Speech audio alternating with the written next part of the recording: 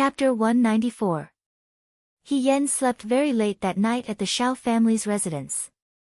This was not the Liang province guard, and there was a middle door between the rooms. He Yen was even more nervous now that he knew Xiao Ju was next door. She didn't know if it was just her imagination, but she felt that Xiao Ju was treating her much more gently now.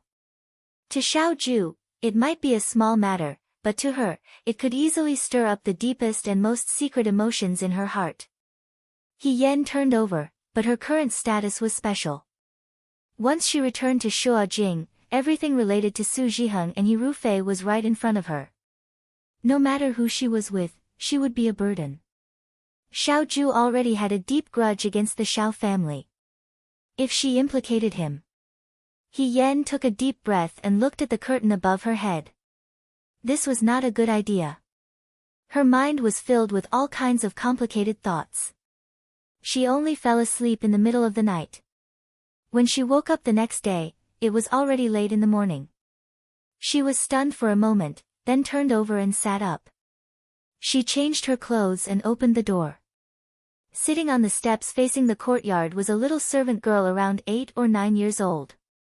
She was chubby and was holding her face as she carefully looked at the ants in the corner. When she heard movement, she raised her head, revealing a round face like that of a doll in a New Year painting. She smiled so widely that her eyes narrowed into slits. He Gongzi is awake. She patted the dust off her clothes, stood up, and jogged over to He Yen. This child was still too young. With her short legs, He Yen was afraid that she would fall. He Yen asked, "You are?" "This servant is called Bai Guo," the little servant girl replied obediently. "Second young master told this servant to take care of you. However, if Gongzi didn't call for me, I couldn't enter Gongzi's room. Since Gongzi is awake, this servant will go to the kitchen and bring breakfast over." Her voice was so soft that He Yen couldn't help but pat her head and ask, "Where's your family's second young master?" "Second young master left early in the morning," Bai Guo answered with a smile. Before second young master left, he said that young master didn't need to be restrained. If you didn't want to stay in the Fu, you could leave the Fu to do things and come back early at night. She thought of something and added, "There are banknotes in the wooden drawer on the table in young master's room. Second young master said that young master can take it and use it. If there's anything else that young master needs, young master can directly tell this servant. This servant will report to young mistress." This little girl still had an irrepressible childishness, but her words were clear and logical. He Yen couldn't help laughing. "You're so young, how could your family's second young master let you serve me? Nubi's father is the steward of the Fu." Bai Guo puffed out her chest proudly. "Second young master sent Nubi over. Nubi will definitely take good care of young master." "Thank you very much," He Yen said with a smile. Bai Guo was very excited. It seemed that this was the first time she had received such an important task. She replied, "Young master is second young master's friend, there's no need to thank Nubi. Nubi will go to the kitchen now. Young master, please wait a moment. The hot water is in the silver kettle at the door of the courtyard. If young master wants to wash your face, you can pour it directly. Second young master said that young master doesn't like to be touched by people. Nubi doesn't need to do such a small thing as pouring water." She stuck out her tongue and ran away. He Yen looked at her back and thought, Xiao Ju was very thoughtful. She found such a simple and pure little girl. Even if she saw that there was something wrong with her, she wouldn't think of anything else. What if it was a smart person who came over and accidentally discovered her identity? What would she do then? She lowered her head and laughed. First, she went to the place Bai Guo mentioned to fetch water and returned to the room to freshen up. Just as she finished, Bai Guo came in with a food basket. She stepped over the threshold and put the food basket on the table. "Young master, after you finish eating, just leave the food basket here. Nubi will clean it up. Nubi will come in again if you need anything." Before He Yen could say anything, she immediately left. He Yen was speechless. He really didn't know what Xiao Ju said to her. The food was plain porridge and side dishes, just like last night. It wasn't extravagant, but it was exquisite and meticulous. He Yen finished the food and put the empty plates into the food basket. He tidied his clothes and walked to the table. He thought of what Bai Guo said and opened the wooden drawer. Sure enough, there was a thick stack of banknotes inside. He thought that Bai Guo would at most have 1 or 2 banknotes. He didn't expect Xiao Ju to be so generous. This amount of banknotes was enough to give the girl a betrothal gift. Evil aristocratic children, He Yen thought angrily. No wonder when Xiao Ju went to buy clothes in Jiang, he bought 100 taels of mermaid gauze without batting an eye. With money, one could really do whatever they wanted. He Yen didn't touch the banknotes inside. Instead, he closed the wooden drawer and walked out of the room. She had a good memory and knew how to walk from this courtyard to the entrance of Xiao Mansion. She didn't meet Bai Rongwei or Xiao Jing along the way. As for the rest of the servants, she didn't know if Xiao Ju greeted them in advance, but none of them paid attention to her. They only focused on their own tasks. It was as if He Yan's appearance in the Xiao family was a very natural thing. It was as if she had lived in the Xiao family since a long time ago and was a member of the Xiao family. He Yan walked out of Xiao Mansion's main door without much effort.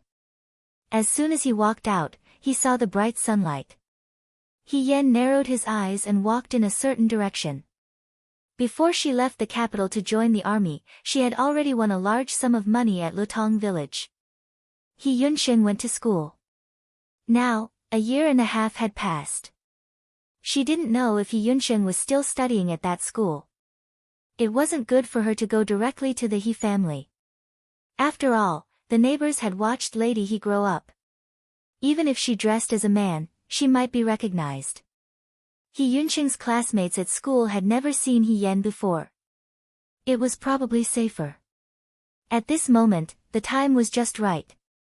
He Yan didn't spend much effort and arrived at the entrance of Hello Academy.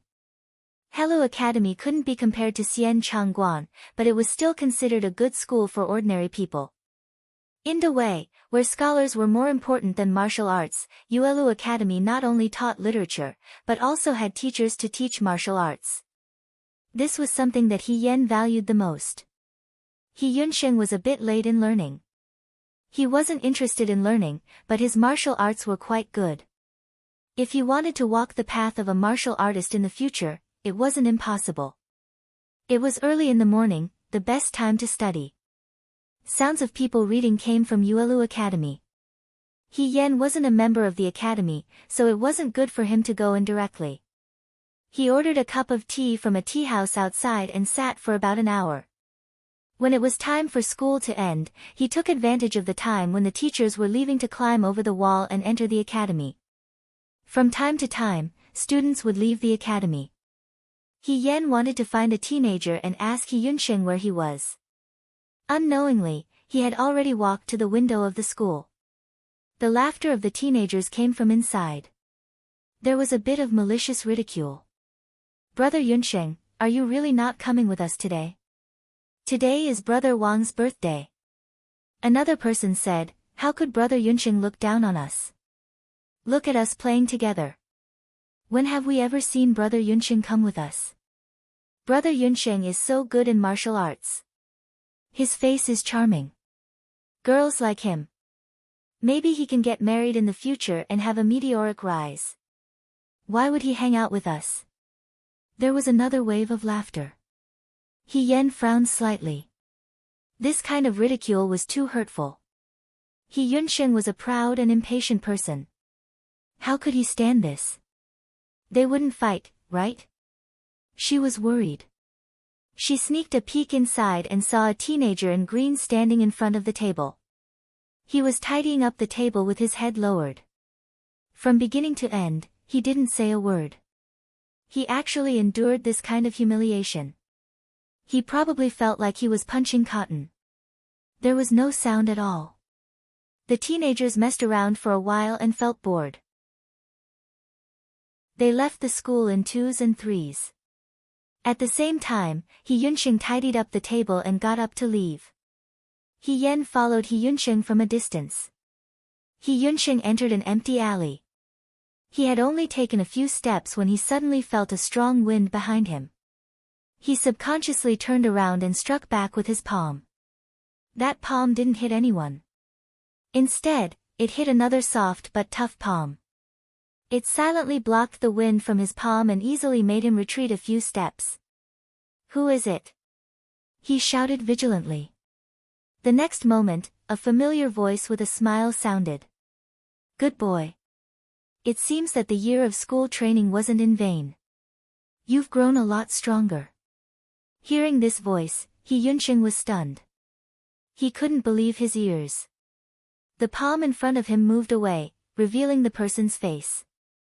A face that was similar to his would appear in his mind every now and then. It was a beautiful and elegant face that was familiar yet unfamiliar at the same time.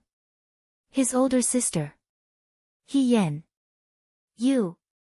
He Yunsheng's voice trembled. He Yan slapped his head and rubbed it. "What about you? Call me older sister. Why are you back?" He Yunsheng seemed to have finally regained his senses. He rubbed his eyes.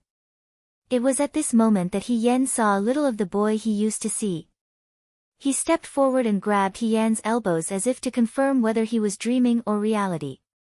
"You're really back? He Yan. When did you come back? Do you know that Dad and I have been worried to death this year?"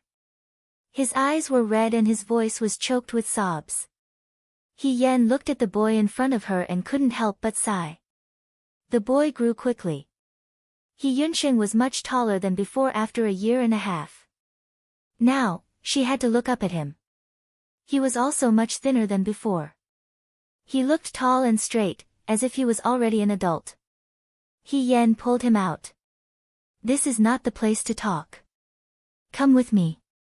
In the tea room, exquisite pastries were placed in front of him. He Yunsheng had no intention of eating them. The person in front of him pushed the plate in front of him. "Don't you like to eat these? Eat more." He Yunsheng straightened his neck and said, "I don't like sweets." He Yan rolled her eyes in her heart. She wondered who was the one who drooled over the pastries He Sui gave her when they were chopping firewood in the mountains. She looked at the boy in front of her. The child had grown up and knew how to protect his own self-esteem. It was strange. She had met Qing Lisu and Song Tao Tao, who were all younger than her. However, she always had an inexplicable concern for He Yunsheng. This concern was well hidden when she was in Liangzhou. Once she saw He Yunsheng, she couldn't suppress it. She just wanted to give the best to this child and hope that he would be well in the future. Perhaps it was because this body was Lady He's. This was the wonder of blood ties. "You still haven't told me why you came back." He Yunsheng stared at He Yan and hesitated. "Also, why do you look like this now?" He Yan looked at him with a smile. "This. Isn't this good?" He Yunsheng didn't say it was bad or good. He just felt that it was strange. He was used to seeing He Yan in dresses. He had also seen her in men's clothes once. However, even then, she didn't look as natural as she did now. If He Yan wasn't his sister, He Yunsheng would never believe that this person was a woman if he saw her on the street. He Yan was quite beautiful. Even when He Yunsheng and He Yunsheng had a bad relationship in the past, he couldn't admit this fact. However, her beauty always seemed a little frivolous and cheap, especially when she tried every possible way to get He Sui's money to buy clothes and accessories for herself. He Yan was a little darker than before. She didn't wear any makeup. Instead of saying that she was beautiful, it was better to say that she was heroic. That bright light made her eyes as bright as the stars. Actually, she was also beautiful. In fact, she was even more attractive than before. However, this wasn't the main point. He Yunsheng came back to his senses and said, "Are you still in the barracks?" "No, if you were still in the barracks, how could you run out? Your sister is very capable. My superior appreciates me." He Yan picked up her tea and took a sip. "When I joined the army, I was lucky enough to be appointed a small official. Now, I can't be compared to the top, but I can be compared to the bottom. How could you be appointed an official? He Yunsheng was shocked. Don't you know that you are a woman? Even if you can hide it for a while, you can't hide it forever. If your identity is discovered in the future, you will be finished. No, no, He Yunsheng was anxious. Hurry up and resign. Resign tomorrow. He Yen tilted her head and looked at him. Aren't you going to ask me what official position I was appointed to? No matter what official position it is, you can't stay. He Yunsheng said impatiently, even if you are the prime minister, you can't stay. Besides, the higher your position, the more dangerous it is. Even if it's for glory and wealth, you can't put your life on the line. You must resign. He Yen was startled. For a moment, she was in a daze. He Yunsheng, a child, could understand the logic. How could the two old masters of the He family, who were officials in the imperial court, not understand? This was clearly an extremely dangerous thing to do. Once it was discovered, she would die. But the He family still let her do it, and they did it for so many years. So it was just that, human nature was greedy and they couldn't bear to part with that bit of glory and wealth. Or perhaps, in their eyes, He Yan's life was just a bargaining chip that wasn't worth a single cent compared to the glory of their future. Hey, are you listening to me? He Yunsheng waved his hand in front of her. He Yan raised his head and smiled. Of course I know what you're talking about. I must resign, but now is not the time. I still have some things to do. When I finish, I will resign. He Yunsheng was about to ask her what she wanted to do, but He Yen suddenly opened her mouth again. She asked, let's not talk about me. What about you guys? When I wasn't in Shuajing, how was father? Did the Fan family come looking for trouble? He Yunsheng's expression darkened. Those bastards. How could they not come looking for trouble? It turned out that after He Yen joined the army, Fan Cheng's murderer was never found. The Fan family vented their anger on the He family. Although He Yen was also a victim, because He Yan's body was never found, there was no evidence. Fan Cheng's family often found trouble with He Sui in the field.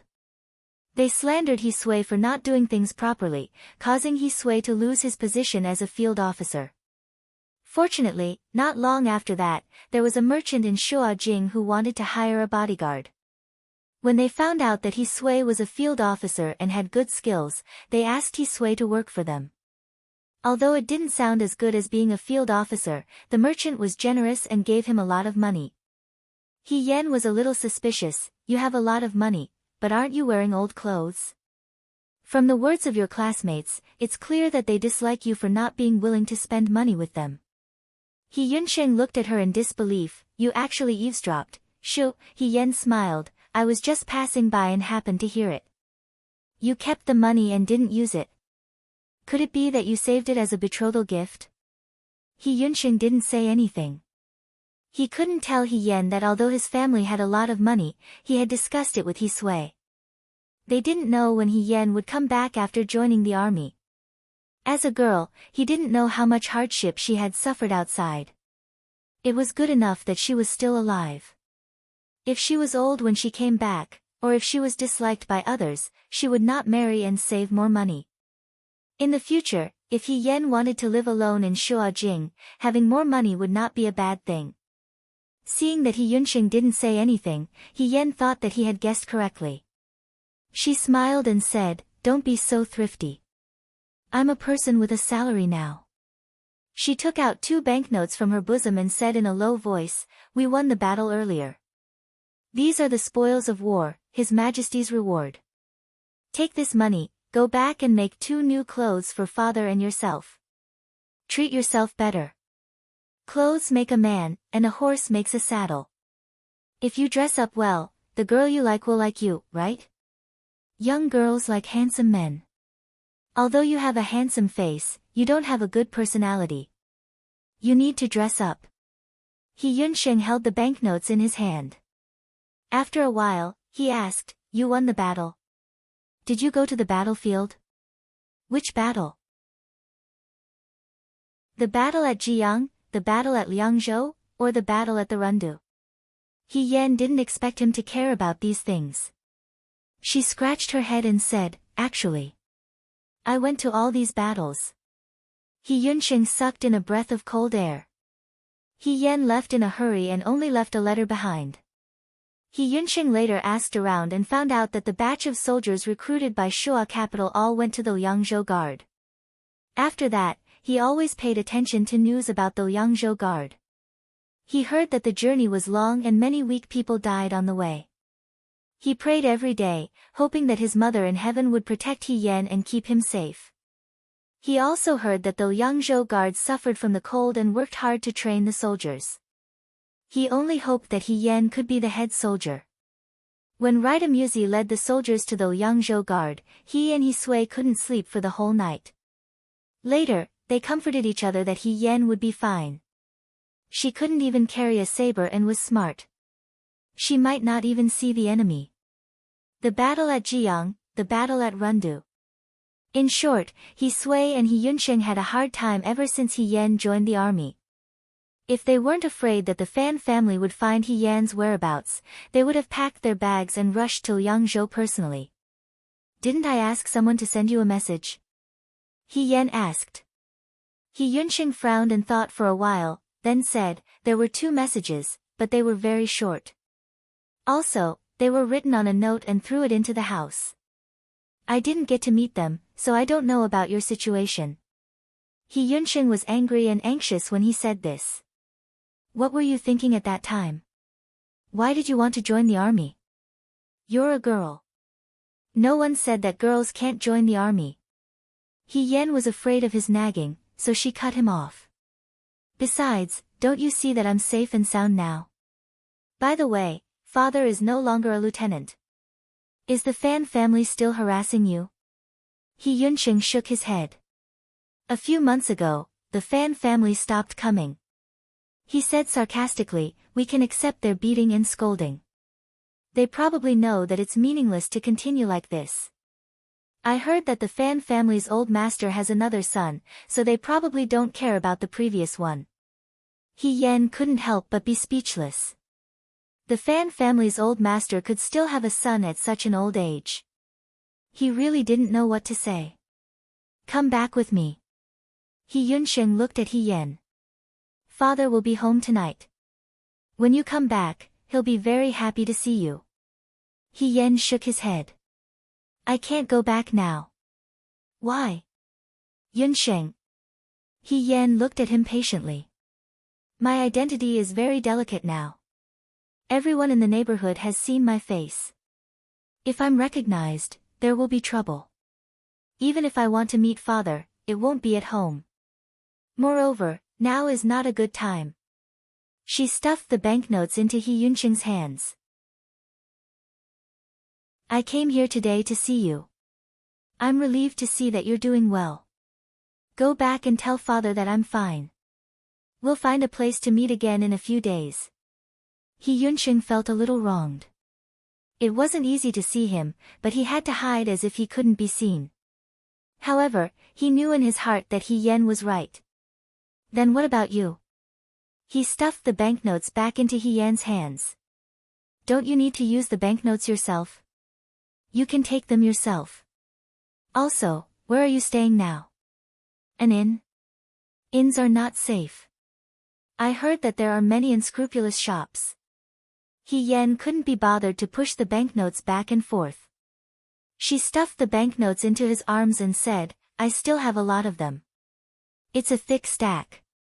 You can use them whenever you want. You don't have to worry about it. I'm not staying in an inn now. I've asked someone to look for a house to rent. Before that, I'll be staying at a friend's house." "Friend?" He Yunxing's ears perked up. He looked at her vigilantly and impatiently asked, "What friend? Did you meet him at the Liang province guards? How old is he? Is he a man or a woman?" He Yan was speechless. Why did he look like a father who wanted his daughter to stay the night outside? She thought that if she said Xiao Ju's name, He Yunxing would probably follow her back to the Xiao residence tonight. After all, He Yunxing's words were still fresh in He Yan's mind. "If I were a woman, would only love him. He Yan's mouth twitched. For a moment, she couldn't imagine He Yunsheng and Xiao Ju standing together. After a while, she said, "Why do you care so much? Anyway, he's a big shot." Chapter 195. With great difficulty, she managed to brush him off. In the end, He Yan stuffed 2 banknotes into He Yunsheng's hands. She then carefully warned him that other than He Sui, He Yunsheng was not to say anything about seeing her. He Yunsheng said impatiently, "Of course I know, but you." He looked at He Yan, "You won't disappear again, right?" That day when they were on the boat, Fan Cheng had met with an accident. He Yan disguised herself as an assassin and left. She had also said to He Yunsheng, "We will definitely meet again." But not long after, she joined the army. He Yan sighed in his heart. This child, she was about to leave a shadow in his heart. She stood on her tiptoes and patted He Yunsheng's head. He Yunsheng moved his head away and smiled, "Don't worry, I am now an official in the capital. Don't worry, I will come to see you in a few days. You should focus on your studies. As a younger brother, you can't be less successful than me, your older sister." He Yunsheng's face sank and said, "How is that possible?" He thought that He Yan was going to mock him, but instead, he saw the girl dressed as a teenager looking at him with a smile. Her voice was gentle, "I know, our Yunsheng is the most powerful." He Yunsheng's face turned red and he muttered in a low voice, "Do I need you to tell me that?" After sending He Yunsheng to the alley, He Yan lowered the curtain hat on her head, turned around, and walked out. There was no harm in being vigilant in everything. They parted ways. He Yan walked down the street, thinking about what happened when she saw He Yunsheng. After that, Fan Cheng was still looking for trouble with He Sui. Although he had stopped for a few days, who knew if he would do the same thing again in the future? Although her official position could put pressure on the Fan family, Lady He would come to the Fan family's door every few days to cry. Everyone in the Fan family recognized her face. She was afraid that it would be inappropriate to rashly expose her identity. He had to think about it from a long-term perspective. But what was gratifying was that He Yunsheng had really grown up. He Yan smiled when he thought of this. This young man now had the bearing of a man. When faced with the crowd's taunts and mockery, he didn't immediately hit back like before. He knew how to be patient. It was a heart-wrenching and gratifying growth. While he was thinking, he had unknowingly walked to the door of the Xiao family. It was already afternoon. When the manservant at the door saw He Yan, he greeted him with a smile, "Young Master He," and then stepped aside to open the door. He Yan's heart warmed slightly. The people of the Xiao family were very friendly to him. He Yan walked towards the courtyard. She didn't know if Xiao Ju was back yet. If he was, she wanted to talk to him about what happened next. Unexpectedly, as soon as he reached the corridor, he ran into Bai Rongwei, who was giving orders to the servants. He Yan had a good impression of Mrs. Xiao. She was gentle and considerate, and she was good at taking care of others' feelings. Seeing He Yan, Bai Rongwei was stunned for a moment. Then, she smiled and said, "Young Master He." He Yan nodded at her. "Madam, Huijin hasn't returned to the Fu yet." Bai Rongwei asked He Yan, "Young Master He, have you eaten? If you haven't, what do you want to eat? I'll ask the kitchen to make some food and send it to your room." "There's no need to trouble yourself," He Yan quickly replied. "I've already eaten outside." He Yunsheng had eaten some snacks in the tea house. Although it wasn't as exquisite as the food in the restaurant, it wasn't bad. He Yunsheng rarely ate outside. At first, he was a bit hesitant, but later on, he ate happily. Bai Rongwei smiled and said, "If that's the case, then let's wait until later." She looked at He Yan. "Young Master He is the first friend that Huijin brought back. It seems that you took good care of Huijin when you were in Liangzhou." No, it was the governor who took care of me." He Yan blushed. "Huijin rarely opens his heart to others. He must have treated you like this because young master he deserves a sincere friendship. Bai Rongwei sighed. He usually doesn't like to express himself. If he does something wrong, I'll have to trouble young master he to forgive him. This child has a good heart, but he always acts like he's unreasonable. The governor is a very good person. He Yen smiled. Everyone knows that. Bai Rongwei saw that she wasn't being perfunctory and sighed in relief. That's good. He's always been alone. There's no girl by his side who cares about him. At this point, Bai Rongwei seemed to have thought of something. She asked He Yen, "Oh right, young master He, you're close to Huijin. Do you know why he's angry with Miss Shen?" "Miss Shen?" He Yen asked. "Shen Muxue." Bai Rongwei nodded. "What happened between the two of them? When you returned to the capital this time, Miss Shen didn't come with you. I heard that it was because Huijin was rushing to the Rundu. He didn't want Miss Shen to be tired from the long journey. However, Miss Shen already returned to the capital a few days ago, but the two of them didn't meet. If it was any other time, Miss Shen would have come to the Fu." Seeing that He Yen was lost in thought, Bai Rongwei explained, "Young master he probably already knows about the relationship between the Shen family and our Fu. When father was in trouble, only Uncle Shen was willing to speak up for the Shao family.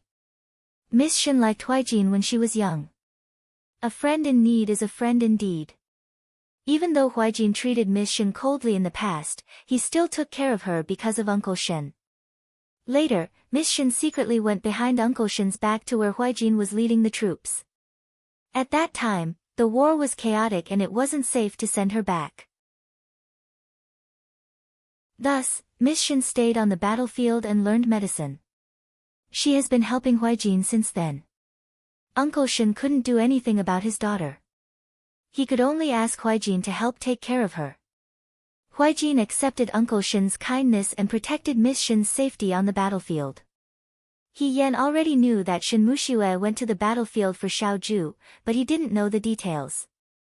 Now that he heard Bai Rongwei's explanation, he couldn't help but feel bitter. Shen Muxue's actions were very brave and affectionate. Just like what Liang Ping and the others said that day at the martial arts practice field, as long as one was a man, they would be moved and feel pity for her. She heard her own voice ask softly, hiding all her emotions, "Does Furen want the two of them to be together? How could that be?" Bai Rongwei was slightly stunned, then laughed. "Ruby and I had this idea before, but then we saw that Huijin really didn't have any feelings for Miss Shen, so we gave up. Young master you're close to Huijin. You should know that with Huijin's personality, no one can force him to do anything, let alone marry. Since he didn't have any feelings for her, we naturally couldn't force him. Otherwise, not only would we hurt Huijin, but we would also hurt Miss Shen." He Yen heard this and was somewhat suspicious. He only asked Bai Rongwei, "I don't quite understand what Furen means. Even if they can't be husband and wife, they're still friends. Miss Shen didn't want to visit, so it's obvious that they had a conflict over something. But Huijin isn't a petty person, and Miss Shen isn't an unreasonable girl. After thinking about it, there's only one possibility." She looked at He Yen, her eyes sparkling. There was a trace of expectation in her usually gentle expression. He Yen looked at her, puzzled. "Does Huijin have a girl he likes?" He Yen, huh? Bai Rongwei continued, "If Huijin has a girl he likes, then everything makes sense. Only this would truly hurt Miss Shen's heart, and she wouldn't even be willing to visit. Young master have you seen anyone in Huijin's heart?" He Yen. "I don't think so." "How can that be?" Bai Rongwei was slightly disappointed, but she quickly continued to ask, "Then is there any girl in the Liangzhou Guard who's close to Huijin?" "Other than Miss Shen, there aren't any other girls in the Liangzhou Guard." He Yen abruptly stopped speaking. "Actually, there was a girl in the Liangzhou Guard who was close to Shaoju. Wasn't that her? But Shaoju liked him, and she even had a conflict with Shen Muxue because of him." It sounded unimaginable. Bai Rongwei sighed. If that's the case, then it's really worrying. Seeing He Yen looking at her, Bai Rongwei smiled bitterly. Huijin should have gotten married a long time ago at his age. But he doesn't even have a girl he likes, let alone a wife. Ruby and I are both worried. Even if his classmates in the Xianchang Pavilion aren't married, they're all engaged. Although young Master Lin isn't engaged either, he has dealings with girls, so it shouldn't be difficult for him to get married. Huijin. He Yan couldn't help but speak up for Xiaoju. If the commander-in-chief wants to get married, it shouldn't be difficult. Bai Rongwei glanced at him and smiled. It really isn't difficult. Everyone else wants to marry a girl, and the matchmaker comes knocking on their door. Our family wants to get married, and the matchmaker fills the courtyard with gifts. But what's the use? No matter how many girls like him, no matter how good they are, he won't look at them. If it weren't for the banquets we hold every time we return to the capital, I'm afraid he would have left in a huff. He Yen. She didn't know what to say, so she could only squeeze out a smile. Speaking of which, it's almost time to hold the banquet. Bai Rongwei looked at He Yen and smiled. Young master, he should come too. I heard that young master is a few years younger than Huijin. You're young and promising, and you're born with an extraordinary appearance. If there's a girl you like at the banquet, then you'll have a good marriage. She was thinking wholeheartedly for He Yen. He Yen was about to cry when he heard this. He thought, how come it's one thing to be heard in the Yangzhou guards, but it's still unavoidable when we return to the capital? What, is her heart that has been tempered thousands of times not afraid of being burned? He Yen forced a smile and said, we'll talk about it when the time comes. I'm also a bit busy these days. Bai Rongwei nodded. Young master, he should be busy with his own matters. You don't have to take it to heart. I'm just saying it casually. He Yen was afraid that if he continued to talk with Bai Rongwei, she would say something heart-wrenching. He hurriedly found an excuse to return to the courtyard. He hurriedly bowed to her and returned to his own room. When he returned to his room, he closed the door. He Yen sat in front of the table and looked at the flowers and grass in the courtyard outside the window. He punched the table and pretended to be angry. Outrageous. If someone came to let her see Xiaoju and other girls, she would simply tell the world that she was a homosexual and had improper thoughts about Xiaoju. Let's see if they would still let her do such a good thing. At the same time, in a restaurant somewhere in the capital, someone was sitting in a private room. Fei Nu and Qi Wu stood at the door. Not long after, someone came in from outside. It was a woman wearing a guard's uniform. She was around 30 years old and was very beautiful. However, her long hair was tied up in a high bun. Her eyes were cold and sharp, making her seem somewhat unapproachable. She strode into the private room without looking at Qi Wu and Fei Nu. She only bowed to Xiaoju and said, "Young master." Wanning. Xiaoju looked at her. Is there any news about Hirufei? The woman called Wanning respectfully said, regarding Hirufei's previous deeds, this subordinate has already written a letter to Qi Wu to bring it to young master. In the past few days, there have been new discoveries. Ever since Hirufei was conferred the title of general, apart from this battle in Huayuan, he has never left the capital. Moreover, the officials that he has good relations with in the court are mostly civil officials. Civil officials. Xiaoju bent his finger and tapped the teacup in front of him. He lightly said, does he have any girls that he is familiar with? Wanning was startled. She immediately replied, not yet. Hirufei has now reached the age of marriage. I heard that first madam he is currently looking for a suitable wife for him. However, Hirufei himself doesn't seem to be close to women. Other than his second cousin, he rarely interacts with women. Second cousin. He Yuanliang's second legitimate daughter. He Xining is now the new wife of Hanlin scholar Su Zhiheng. Wanning replied. Xiaoju lowered his eyes and looked at the teacup in front of him. After a while, he asked, what is the relationship between Hirufei and the previous first Madame Su? The previous first Madame Su. Wanning was confused for a moment. After a while, she said, "It seems not bad." The previous First Madame Sue's health wasn't good. Before she got married, she had been recuperating in the manor. Although there is no evidence that they were close, after First Madame Sue's death, Hirufei personally took care of her funeral. The funeral lasted for 3 days and 3 nights. It can be seen how close they were. Xiaoju's mouth twitched. That might not be the case. It really was a close sibling relationship. Hirufei should have stopped He Xining from marrying Su Zhiheng as a second wife. To his younger sister who had died young, this matter definitely couldn't be considered a consolation, but an insult. However, Hirufei wouldn't be surprised no matter what he did now. This was because the current General Feihong wasn't Hirufei at all. The real Hirufei might have died before becoming a general, or he might not have died yet. However, the He family definitely wouldn't allow a woman to occupy the glory, splendor, and wealth that was prepared for Hirufei. Therefore, the current Hirufei had appeared. However, what he didn't understand was that in this matter, Hirufei had become a vested interest and the He family had become a community of interests.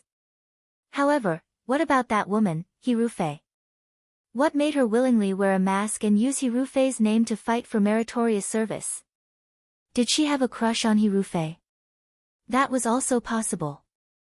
However, even if she did have a crush on him, she had persisted for too long. The real Hirufei was foolish and stubborn. However, the current Hirufei was a smart person who was willing to let all of his trusted subordinates die in battle in order to not let the news leak out. It could be imagined that the original Hirufei had most likely met with misfortune after the rabbit was killed and the dog was cooked. "Go spread the news," Xiaoju said. During the Battle of Huayuan, Hirufei's ability to control the enemy retreated 1,000 miles in a single night. He's like a completely different person from before. After this, you must closely monitor Hirufei. Who he meets, what he does, don't miss a single thing. Warning, yes. Xiaoju picked up his teacup and took a sip. Then he looked at her. What about the other matter? How is your investigation going? Wan Ying's expression turned cold. This subordinate was just about to report this matter to young master. In the village outside the city, there seemed to be soldiers who were lucky enough to survive the Battle of Mingshui. However, they hid very well. Prime Minister Su's people are also looking for their whereabouts. Previously, we found one, but he refused to believe us. He didn't wait to see us and jumped into a well to commit suicide. Xiaoju's hand paused. He put down the teacup and lowered his eyes. You continue to search for the remaining people. Be careful not to be discovered by Su Jingfu's people. After you find them, immediately inform me. He tilted his head, his expression very calm. I'll go see them myself. Late at night. The sound of the door opening came from next door. He Yan, who was sitting at the table, felt his heart skip a beat. He stood up and opened the door. Sure enough, he saw Xiaoju in front of the door next door. She called out, "Commander-in-Chief." Then she ran over. Xiaoju looked down at her and asked, "Why aren't you sleeping yet?" He Yan blurted out, "I'm waiting for you." Xiaoju raised his eyebrows slightly. "I'm not Yan He." After saying this, he walked in unhurriedly. He Yan followed behind like a tail. After 2 steps, he came back to his senses. What did he mean by that? In a split second, his face became hot. Qi Wu and Fei Nu didn't follow in. He Yan helped him close the door. Xiaoju wasn't used to being served by others. There were no servants or maids in the room. At this moment, he leaned against the wall. He poured 2 cups of tea and handed one to He Yan. "Thank you." He Yan took the tea. He didn't want to drink it. He held the tea and asked, "Commander-in-Chief, I came to ask you something. When will you bring me to the palace?" Xiaoju unbuttoned the top 2 buttons of his brocade robe and said casually, "What do you want to do in the palace?" "Our Rundu won the battle. Jiang won the battle. Previously, we also won the battle in the Yangzhou Guards. His Majesty will definitely reward us in person. Moreover, it's almost the Mid-Autumn Festival. There will only be more rewards. In any case, I've been with you for so long. When does His Majesty plan to reward me at the banquet? I want to buy some clothes in advance and dress up. He Yan spoke with conviction. Xiaoju stared at her for a while and smiled. Build a career. If He Yan hadn't said it, she would have almost forgotten that she had said it before. However, He Yan didn't feel anything when he used it to tease her. She nodded shamelessly. Yes, it's already halfway done. Commander-in-Chief, please help me add a little more. If I'm made a high-ranking official, I'll be an official in the same court as you. We can help each other. Xiaoju laughed. Nonsense. He Yan was a little anxious. She was anxious to enter the palace because this was the only way she could meet up with Su Zhiheng and He Rufei first. In the past, after a victorious general returned to the capital, there would be a banquet in the palace. Hundreds of officials would sit together and it would be a good opportunity for her to appear. Now, she could directly go to the Su family and He family's doorstep and wait for them. However, the effect would not be as good as the other method. Moreover, once she entered the palace, it would be the best opportunity for her to draw a clear line between her and Xiaoju. Thinking of this, He Yan couldn't help but feel a little sad. When she thought about what Bai Rongwei said during the day, she felt even more depressed. Xiaoju had always been sharp. He Yan's suddenly depressed expression fell into his eyes. Xiaoju paused and asked, "What's wrong?" He Yan looked up and changed the topic. "Commander-in-Chief, did you and Miss Shen have a fight?" Xiaoju was stunned and looked away. "Why do you ask?" "I met young Mistress Xiao in the residence today. She asked me if I knew why you and Miss Shen had a fight." He Yan's voice was bitter. "When I left Liangzhou to go to the Rundu, both of you were fine. Later on, when I met you in the Rundu, Miss Shen didn't come with you. Brother Lin said that it was because he didn't want Miss Shen to be tired from the long journey. Now it seems that you two didn't travel together because you had a fight?" "It wasn't a fight." Xiaoju interrupted her. "It wasn't necessary." "He Yan, what do you mean, it wasn't necessary?" Xiaoju lowered his head and stared into her eyes. She couldn't understand the emotions in his eyes. His voice was still calm, as if nothing had happened. "She isn't anyone to me. Why should I bring her along?" He Yan blinked. This atmosphere, this attitude, this tone, it was really easy for people to misunderstand. How could an ordinary girl withstand all this? Even someone like her, who had lived 2 lifetimes, was stirred up. She took a few deep breaths to calm herself down. "You can't say that. Miss Shen has always been by your side. You two can be considered friends. If there really is a misunderstanding, it's better to talk it out. You came to my room just to say this?" Xiaoju asked calmly. "Ah, that's not it." He Yan looked at her. "I just wanted to say that if His Majesty wants to hold a banquet before the Mid-Autumn Festival, you must bring me along." Her eyes were full of undisguised eagerness. "I have never met His Majesty. If I can meet him, I can show off to my brother the next time I see him." Xiaoju raised his eyebrows. "You went to see He Yunxing today?" "Yes." He Yan did not hide anything. "I've been away from home for a long time. My family is worried sick. Now that I'm back in Shuajing, I should let them know that I'm safe." Xiaoju looked at her meaningfully. "You told them that you're staying at my residence?"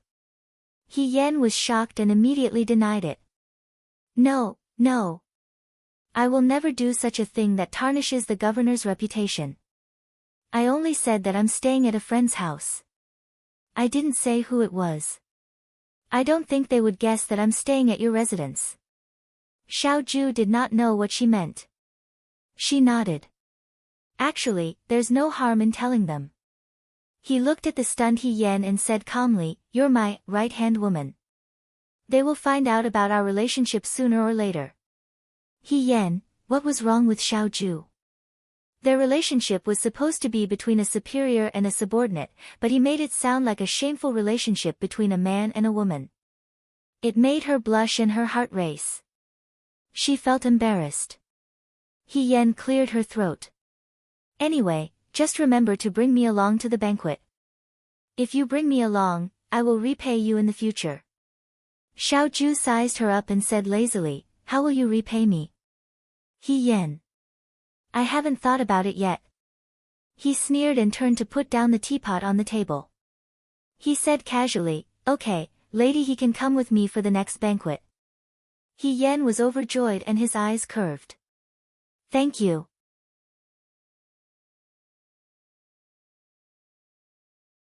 Chapter 196. After receiving Xiao Ju's verbal promise that she would bring He Yan to the palace banquet, He Yan slept exceptionally soundly that night. When she woke up the next morning, as usual, Xiao Ju was not there. There was only Bai Guo sitting in the courtyard, waiting for her to wake up and have breakfast, just like yesterday. He Yan was used to waking up early in her previous life. Now that she had slept until late in the morning, she felt embarrassed to let a little girl wait for her. She asked Bai Guo, did your second young master say where he went? Bai Guo shook her head. Is young master he looking for second young master for something urgent? He Yan smiled, I'm just asking casually. However, she felt a little strange. After returning to the capital, Xiao Ju seemed to be very busy. What exactly was she busy with? However, she did not think too much about it. She had other things to do today. He Yan greeted Bai Guo, changed her clothes, and went out. She did not call for a carriage. Instead, she wore a curtain hat and walked on the streets by herself. She could walk past the Su residence with her eyes closed. Not long after, she stopped in front of the vermilion door. He Yan stood at the door and looked at the residence in front of her. Looking in from the outside, the residence looked even narrower. It was so narrow that it seemed like it could not contain one's ambition. It was so narrow that it was like a coffin, burying her in it. He Yan thought that after so much time had passed, she had already calmed down. However, when she really stood here, she found it difficult to calm down. It was here that He Wanru had pushed her into a pool of cold water and she had never seen the sun again. The servant at the door was sweeping the floor. Su Zhiheng was a very particular person. The residence had to be clean at all times. He did not like blemishes, just like how he did not like scars on a woman's skin. He Yan walked forward and said, little brother, I want to ask you about someone. The manservant who was sweeping stopped and looked at He Yan, asking, you are? I was asked by someone to inquire about someone, He Yan said in a low voice. Is there a concubine mother called He Wanru in your family? As soon as these words came out, the manservant's face changed. The next moment, he felt a heavy object in his hand. Looking down, he saw that it was an ingot of silver. The manservant swallowed his saliva and subconsciously put the silver into his sleeve. He looked around to make sure no one was paying attention and said in a low voice, young master, please wait for me under the locust tree in the alley ahead. This is not the place to talk. He Yan nodded. I understand. You will definitely come. If you can help me find out about this person. She smiled. I won't forget to reward you. The young servant was overjoyed. Of course, of course. He Yan did not say much to him. Just as the manservant was worried, this was not the place to talk. Moreover, with the relationship between Su Zhiheng and He Rufei, it was inevitable that He Rufei's men would be walking around outside. She lowered her veil hat and waited under the locust tree in the alley where they had agreed to meet. He Yan was not afraid that the manservant would take the silver and not admit it. Although the Su family was also an official family, they were not generous to their servants. It was probably because Su Zhiheng was originally a Hanlin scholar and learned to be a scholar. He was more willing to spend money on decorations, such as the tiles of the residence. Madame Su's favorite saying was, if you treated your servants too well, it would not be good if they became disloyal. You have to know that one should be grateful for one's worth and hate for another. Servants and masters should not get too close. Because she had stayed in the military camp for many years, she did not have much of an opinion about the relationship between servants and masters. She always felt that people were people. High or low status was just an accessory brought about by reincarnation. How could one really rely on this? Therefore, when she first married into the Su family and was not blind, she was very generous. At that time, the servants of the Su family were also very happy to be ordered around by her. It was also because of this matter that He Wanru secretly complained to Su Zhiheng many times about He Yan. Like master, of course, the servant would be the same. Su Zhiheng was a person who could conspire with outsiders to kill his wife for benefits. Therefore, the servants in his residence would certainly be mercenary and would sail according to the wind. Sure enough, after the time it took to burn 2 sticks of incense, someone sneaked into the courtyard. It was the manservant from before. He Yan said, "Little brother, there is a tea house nearby. Let's go in and talk." The manservant nodded. When He Yan arrived at the tea house, he ordered a pot of good tea and a few plates of exquisite desserts. He was extremely generous. The manservant in front of him couldn't help but secretly ponder. Which family's young master was so rich? "Little brother, how should I address you?" He Yan pushed the teacup in front of him. "Young master, you can call me Fu Wang." He Yan did not take off his curtain hat and said softly, "Then Fu Wang, is the concubine mother called He Wanru in the residence right now?" Fu Wang looked troubled. "Young master, I won't hide it from you. Our residence does have a concubine mother called He Wanru. However, a year ago, she stole Madame's property and sold it outside the residence. She was punished by eldest young master. Later, she fell seriously ill and died." He Yan said, "So that's how it is." She was not surprised. A year ago, not long after her death, He Wanru was dealt with by Su Zhiheng. In fact, she had already reminded He Wanru. Since Su Zhiheng could kill her to keep a secret, he could also kill her. "Young master, you are looking for concubine mother He." The manservant looked at He Yan. However, his face was covered by the curtain hat and he could not see what this person looked like. He only vaguely felt that he was very young. "I was concubine mother He's childhood playmate. However, I was not in Shuajing in the past." He Yan sighed. "I haven't seen her for many years. I originally wanted to see her, but I didn't expect." Fu Wang suddenly understood. What childhood playmate? Was he interested in He Wanru or was he her past lover? After all, although he had never seen her, he had heard that concubine mother He was very beautiful and charming. She was so attractive that his young master was so infatuated that he did not even care about eldest young mistress. A concubine who made a mistake would not be buried in the Su family's tomb, He Yan said. "Where is she buried? If possible, I want to take her away." "Young master, after concubine mother He died of illness, she was rolled up in a mat and thrown into a mass grave," Fu Wang said with difficulty. "Now, I'm afraid that her bones can no longer be found." He Yan sneered in his heart. At that time, Su Zhiheng was very affectionate towards He Wanru. She had envied him. Now, it seemed that this man was really cold-blooded and heartless. When it came to her, she could say that he did not love her, so he could be so ruthless. But when it came to He Wanru, the woman he truly loved, she was just like this. Fu Wang saw that the man in front of him was silent and thought that he was really a sentimental person. He was already married and still could not forget her. He Yan raised his head and asked him, "Then what about concubine mother He's personal maid? If they are still here, I want to take them away from here. These years, I missed a lot of things about Wanru. Perhaps they can tell me." "Young master, concubine mother He's personal maid left the Fu after she passed away," Fu Wang said. He Yan smiled slightly. "Then what about the other servants in the courtyard?" Fu Wang was stunned. He had just entered the Fu at the beginning of this year. When he entered the Fu, the Su family had also recruited a large number of servants. At that time, the children who came with them were still surprised. Generally speaking, this kind of large family had no lack of servants. Suddenly recruiting so many people, either the house was marrying a new wife and needed servants, or something had happened at home and the original people were no longer there. Su De did marry a new wife, but the wife was General Fei Hong's cousin.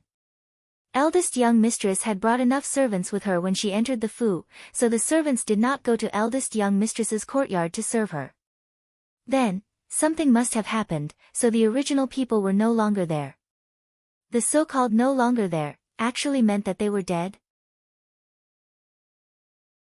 Fu Wang was not stupid. On the contrary, he was the smartest among this group of servants. However, he could only guard the door, so he often complained about the unfairness of fate. However, at this moment, he saw a corner of an iceberg from this strange man's mouth. For things like secrets, the more you knew, the easier it was to die. But at the same time, it was easy to change one's fate. Riches and honor were found in danger. Without risk, how could there be riches and honor? He Yen saw that this servant's eyes were already shining with desire, so she faintly added, Fu Wang, I see that you are quite smart. How does your master treat you? Fu Wang was stunned. After a while, he said, Master, doesn't remember this little one. That's a pity. He Yen smiled. If it were me, I would definitely put a talent like you to good use. Fu Wang was a little excited. Some words did not need to be said. He Yen took out a silver ingot from her sleeve and put it on the table. Today, I also know a lot of information. Thank you. However, if you can help me find out more information, such as concubine mother He's maids, or the servants who were still there at that time, you can get much more than this. Also, she exhorted, when doing these things, be careful. So many servants have left the Fu. The master of the Su family seems to be very strict. If you are not careful, Fu Wang, you might also leave the Fu. That would be a pity. Fu Wang looked at the young master in front of him. He was both nervous and excited.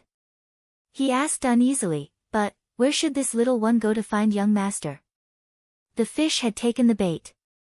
He Yen smiled slightly. When I have free time, I will come here to sit. Fu Wang, if you need me, you can come here. Who knows when I will come? After saying this, she got up and left the tea room, leaving the servant sitting at the table alone. His expression was unpredictable. As soon as he left, He Yan's smile faded. Before dealing with Fu Wang, He Yan observed the servants coming in and out of the Su family's door. He found that most of them were unfamiliar faces. The group of people when she first married into the Su family were almost all gone. This was very natural. Su Zhiheng wanted to cut the weeds and eliminate the roots, so those servants could not be left. He Yan actually did not expect to find any survivors. He was afraid that Su Zhiheng had already destroyed all the witnesses. However, she needed a servant like Fu Wang to work for her in the Su family. Paper could not wrap fire. There would always be traces of what was done. It was not a witness, but as long as there was some material evidence, such as something left behind by He Wanru, it could become material evidence one day in the future. If no one found out, Fu Wang could collect information for her. But if someone found out, Su Zhiheng would be nervous. A nervous person's work would always be full of loopholes. A person with a guilty conscience, walking under the sun, would suspect that the shadow was an evil spirit coming for revenge. Fu Wang was smart and ambitious, and that was enough. For example, when He Rufei sent Ding Yi to harm her, Su Zhiheng, as her pillow, watched coldly from the sidelines. How they used the people around her to deal with her, she did not do anything and returned it all. Su Zhiheng and He Rufei's nightmare had just begun. When He Yan returned to the Shao family, it was almost evening. As soon as he walked into the courtyard, he heard Bai Rongwei and Xiao Jing talking. Xiao Jing said, "You don't have to make so many. One for Huijin is enough." Bai Rongwei rebuked, how can you do this? Besides, these sachets were all embroidered by the servant girls. I just stuffed some herbs inside. It's not hard. He Yen stopped and bowed to them. Young Master Xiao, young mistress. Young Master He, Bai Rongwei said with a smile. You came at the right time. I was just about to ask someone to give you a sachet. She took 2 sachets from the servant girl beside her and handed them to He Yen. One is for you, and the other is for Huijin. He Yen took them and looked at them. The sachets were very small. One was black with a silver python embroidered on it, and the other was an ordinary auspicious cloud pattern. They should be for her. It's almost the Mid-Autumn Festival. I asked the servant girls to make some sachets.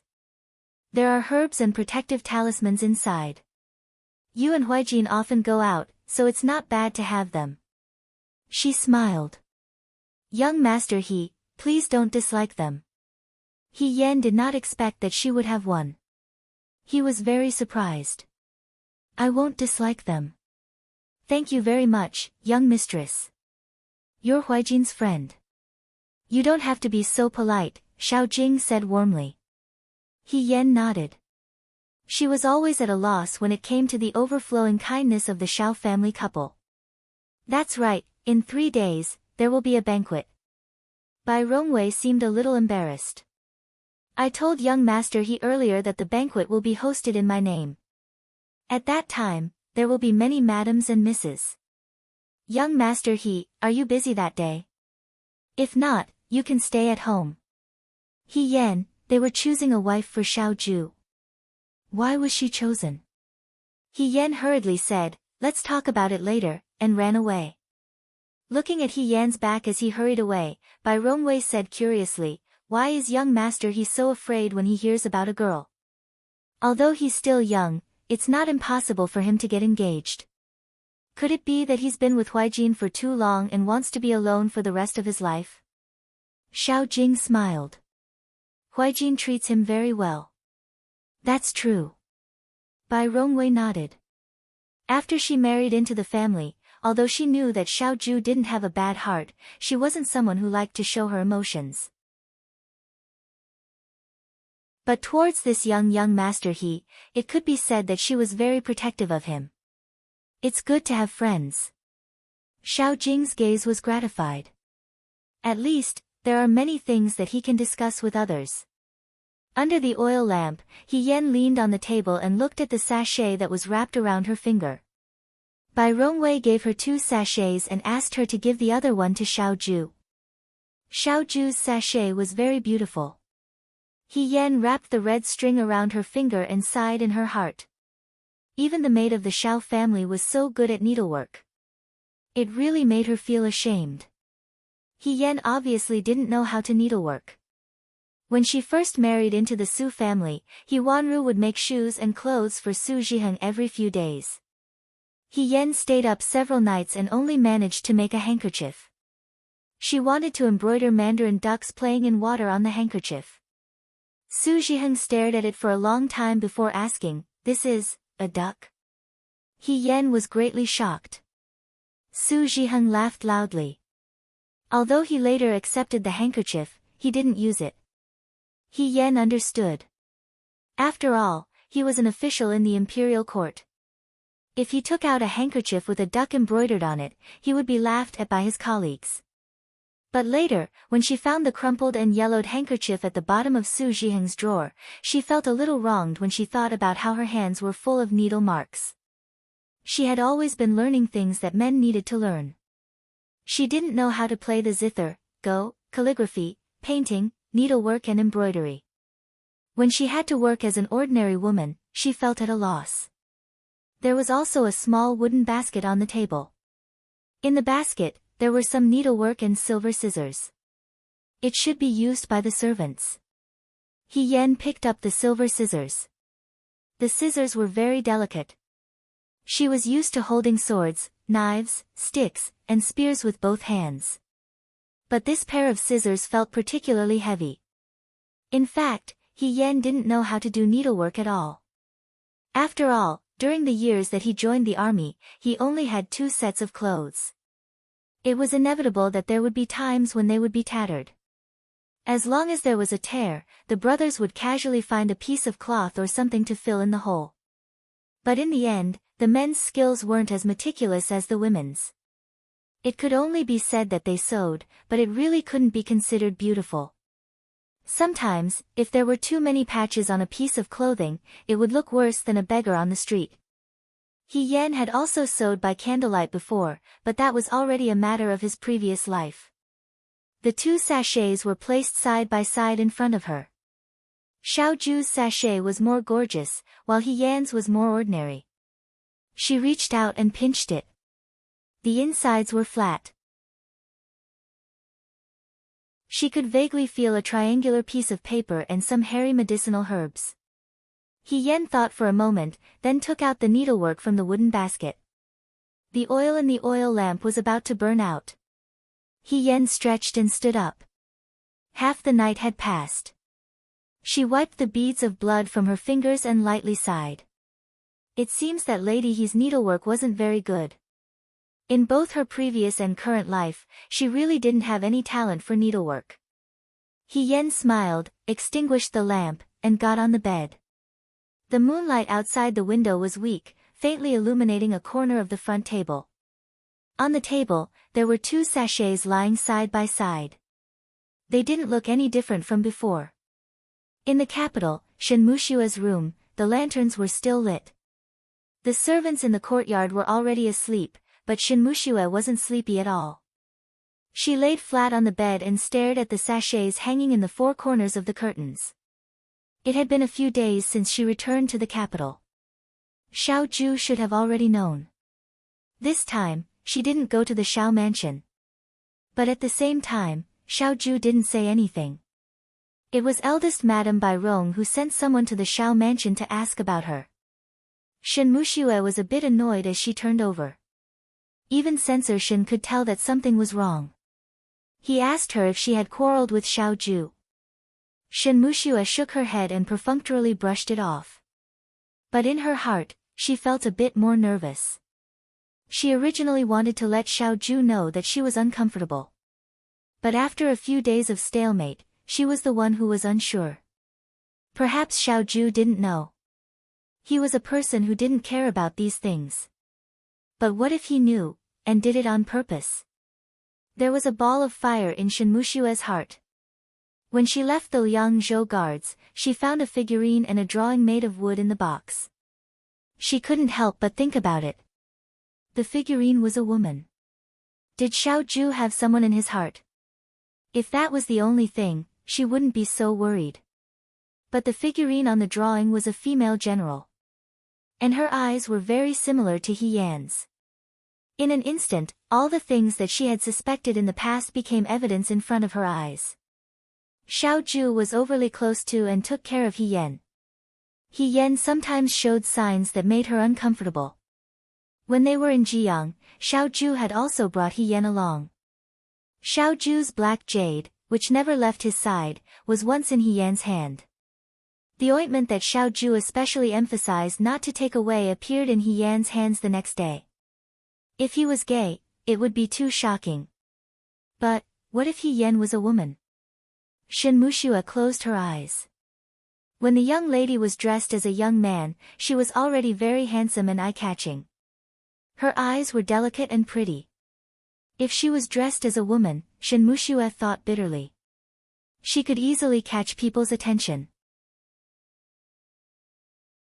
In the past few years, although she didn't have Xiao Ju, she didn't feel too threatened. This young man was very outstanding when he was young. He had a lazy temperament. Later on, when his family experienced great changes, he became more indifferent and introverted. Although his temperament was like this, his talent and appearance made the ladies who liked him throw themselves at him dauntlessly. But she had never seen Xiao Ju fall in love with anyone. He wasn't easy to fall in love. So Shen Mushue believed that she was the only woman in the world who could accompany him on the battlefield and support him. As long as there was enough time, everything would happen naturally. Her confidence came from her arrogance. But now, Her arrogance was completely shattered. There was a woman who could do more than her. Not only could she accompany Xiao Zhu on the battlefield, but she could also fight side by side with him. He Yan could do what she couldn't. As for family background, Xiao Jing could even marry Bai Rongwei, who was a concubine's daughter.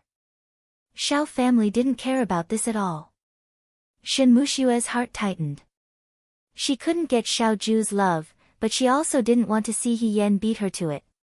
She was the one who came first. She was the one who stayed by Xiao Zhu's side the longest. In the dark night, Shen Mushue suddenly sat up. She put on her outer clothes, walked to the table, and lit the oil lamp. She found paper, brush, and ink and sat in front of the table. The light from the oil lamp was so dazzling that it hurt her eyes. Her hands were trembling slightly. After a while, Shen Mushue seemed to have made up her mind. She picked up the brush and started writing. No one would be satisfied if they didn't get a happy ending after spending so much time and energy. She couldn't accept such an ending. If Xiao Zhu wasn't destined to stand on her side and think for her, then, she could only start from He Yan's side. Shen Mushue wrote faster and faster. Suddenly, the tip of the brush was wrong. She used too much strength and scratched the paper. She stared blankly at the thin paper in front of her. She suddenly raised her hand, rolled the paper into a ball, and threw it on the floor. After a while, she covered her face with her hands and cried softly.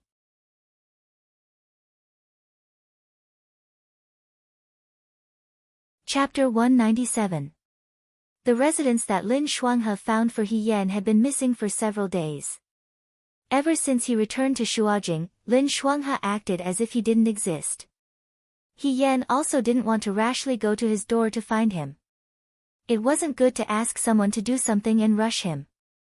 After a while, He Yan began to suspect that this person was doing it on purpose. As usual, Xiao Zhu left early in the morning and returned late at night. He didn't know what she was busy with. He Yan would appear during the day. Ever since she went to the Su residence to see Fu Wang, she didn't go to the Su residence again. She had to give Fu Wang the cold shoulder. When Fu Wang saw that He Yan didn't appear for a long time, he would definitely give up on the idea of pushing and pulling her. He was afraid that he would let go of this money tree. In order to prove his worth, he would only put in more effort to find useful information from the Su residence. He Yan wasn't in a hurry. In the past few days, other than secretly seeing He Yunqing again, she also spent a few days at the entrance of the He residence. She didn't know if it was because of He Rufei, but the number of guards outside the He residence had more than doubled. He Yan didn't want to expose himself, so he could only hide in the dark and observe.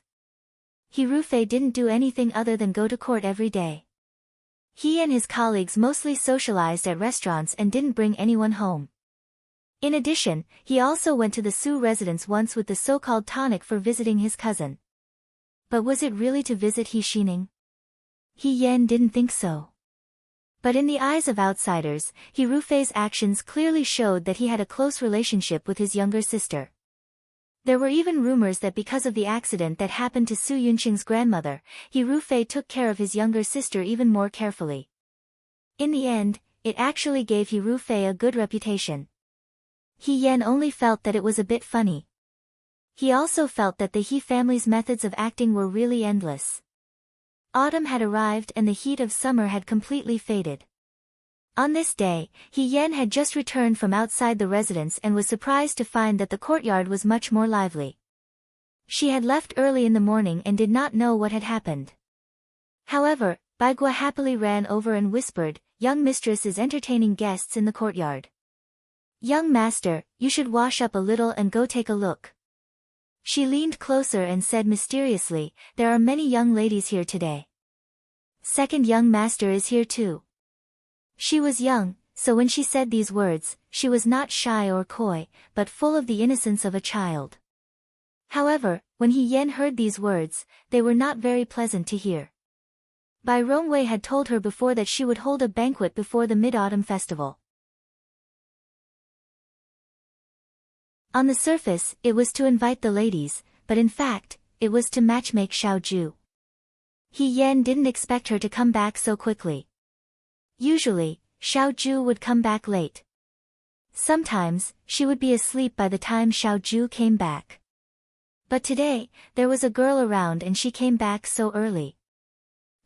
What a coincidence. Bai Guo saw that He Yan was silent and said, "Young master." He Yan came back to his senses and forced a smile, "I won't go. I've been running around the whole day and I'm really tired. I want to go back to my room and rest." Bai Guo, but... She felt that He Yan was in a bad mood and felt that it was strange. This young master, he was gentle and did not put on airs. He would take the initiative to clean the dishes and chopsticks. Sometimes, when he saw that she was hungry, he would deliberately leave some snacks in the dishes for her. Bai Guo felt that among all the masters she had met, other than the young master and his wife, this young master he was the best. However, today, his unhappiness was clearly written on his face. After all, they had been master and servant for a while. Bai Guo thought, could it be that he had been wronged outside? Before she could figure it out, He Yan walked quickly down the corridor with his head lowered. He Yan thought that what the eye doesn't see, the heart doesn't grieve over. However, this corridor was connected to the pavilion of the main courtyard. Bai Rongwei saw him at a glance and called out, "Young master He." If he pretended that he didn't hear her, it would be too deliberate. He Yan could only brace himself and turn around. He looked at Bai Rongwei and smiled, "Young Mistress Xiao." Bai Rongwei stood up and walked towards him. "I was just asking Huijin when you would come back. I was afraid that you wouldn't be able to make it in time for today's autumn banquet. You came at the right time. We haven't started yet." The host was so kind. It would be impolite to leave at this time. He Yan could only walk over and salute her. "Young mistress is so considerate." Xiao family's house was specially renovated according to his wife's preferences when old General Xiao was still alive. Xiao Ju's grandmother was from Suzhou. Therefore, the Xiao family's courtyard was especially elegant and unique in Shuo capital. Bai Rongwei didn't invite many guests to the banquet. There were only 4 or 5 people in total. It wasn't clear whether they were her good friends or not. However, the 4 young women sitting there were each beautiful in their own way.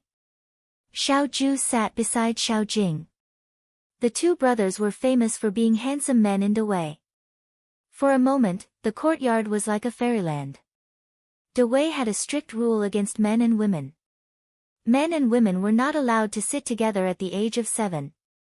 This rule was abolished not long after Emperor Wenxuan ascended the throne. Emperor Wenxuan yearned for the elegant and unrestrained manner of the famous scholars of the past. He didn't think that it was because of the old rules. Therefore, Dewei wasn't as strict towards unmarried men and women as the previous dynasty. Bai Rongwei smiled and explained to the others at the banquet, "This is young Master He. He is a good friend of Huijin. At such a young age, he has already been bestowed the title of Muan Lang by His Majesty." She ordered the servants to add a bowl and chopsticks for He Yan. However, for some reason, the bowl was placed next to Xiao Jing. Bai Rongwei sat next to a round-faced madam and said to He Yan, "Today, we have invited a few friends to our residence to try the newly made chrysanthemum crisps. Everyone, please treat this as a normal family banquet. There is no need to be polite. Just be at ease." Although she said that, other than Xiao Jing and his wife, the older madams, and the indifferent Xiao Ju, the rest of the guests couldn't be considered casual. He Yan sat next to Xiao Ju and looked at Xiao Ju. Xiao Ju sat on the other side of Xiao Jing. He rarely touched his chopsticks. Most of the time, he just sat there. Although he hid it well, if one looked closely, they could see that he was impatient. The other maidens were different. They sat at the long table directly opposite Xiao Ju. The more timid ones glanced at Xiao Ju out of the corner of their eyes. The lingering affection in their eyes couldn't be ignored. The bolder ones stared directly at Xiao Ju. Their beautiful eyes were filled with adoration. It was enough to make one's bones melt. He Yan thought to himself. Bai Rongwei knew that Xiao Ju didn't like people like Shin Muxue. The 4 maidens that she found were completely different from Shinmushue's cold and aloof temperament. However, their appearance was comparable to Shinmushue's. Sitting there, she wanted to flip the table and leave. If Shinmushue was here, he would definitely be angered to death. However, although she thought this in her heart, she couldn't show it on her face. He Yen lowered his head and ate. At this time, he didn't talk while eating. He just treated it as a normal meal. The only difference was that there were 4 beautiful maidens sitting across from him. This meal was extremely awkward. He Yen wasn't the only one who felt awkward. At the end of the meal, even Xiao Jing and Bai Rongwei couldn't handle it. After all, although Xiao Ju's personality wasn't as gentle as Xiao Jing's, her face was still very attractive. Moreover, Xiao Jing was already married. The 4 maidens all looked at Xiao Ju. They were all noble maidens who were carefully raised in Shuajing. They were very polite. However, the 4 of them still found some topics to talk about with Xiao Ju. For example, does second young master Xiao like autumn? What do you do on a daily basis? Will you be staying in Shuajing after this? And other meaningless questions. Xiao Ju answered them. However, if she could answer them in 1 word, she wouldn't say more than 2. Most of the time, it was Bai Rongwei and Xiao Jing who came out to fill in the gaps. He Yen was quite happy in his heart. However, when he thought about it, he felt that he was being silly. How could he be happy about such things? Was he possessed? Night was coming. After the meal, the madam said goodbye to Xiao Jing and her husband. He Yen and Xiao Ju stood to the side. The 4 maidens' reluctant gazes almost saw through Xiao Ju. One of the bolder maidens looked at Xiao Ju and asked with a smile, when second young master Xiao was at the hunting ground, no one could compare to his charm. After this, when are you free? Would you be willing to practice archery with me? Xiao Ju looked at her expressionlessly for a while. Then, the corner of her mouth twitched. I have a habit when I practice. The maiden looked forward to it. Life and death. Cough, cough, cough. Xiao Jing interrupted in time. She laughed and said, Huijin is joking. He likes to joke.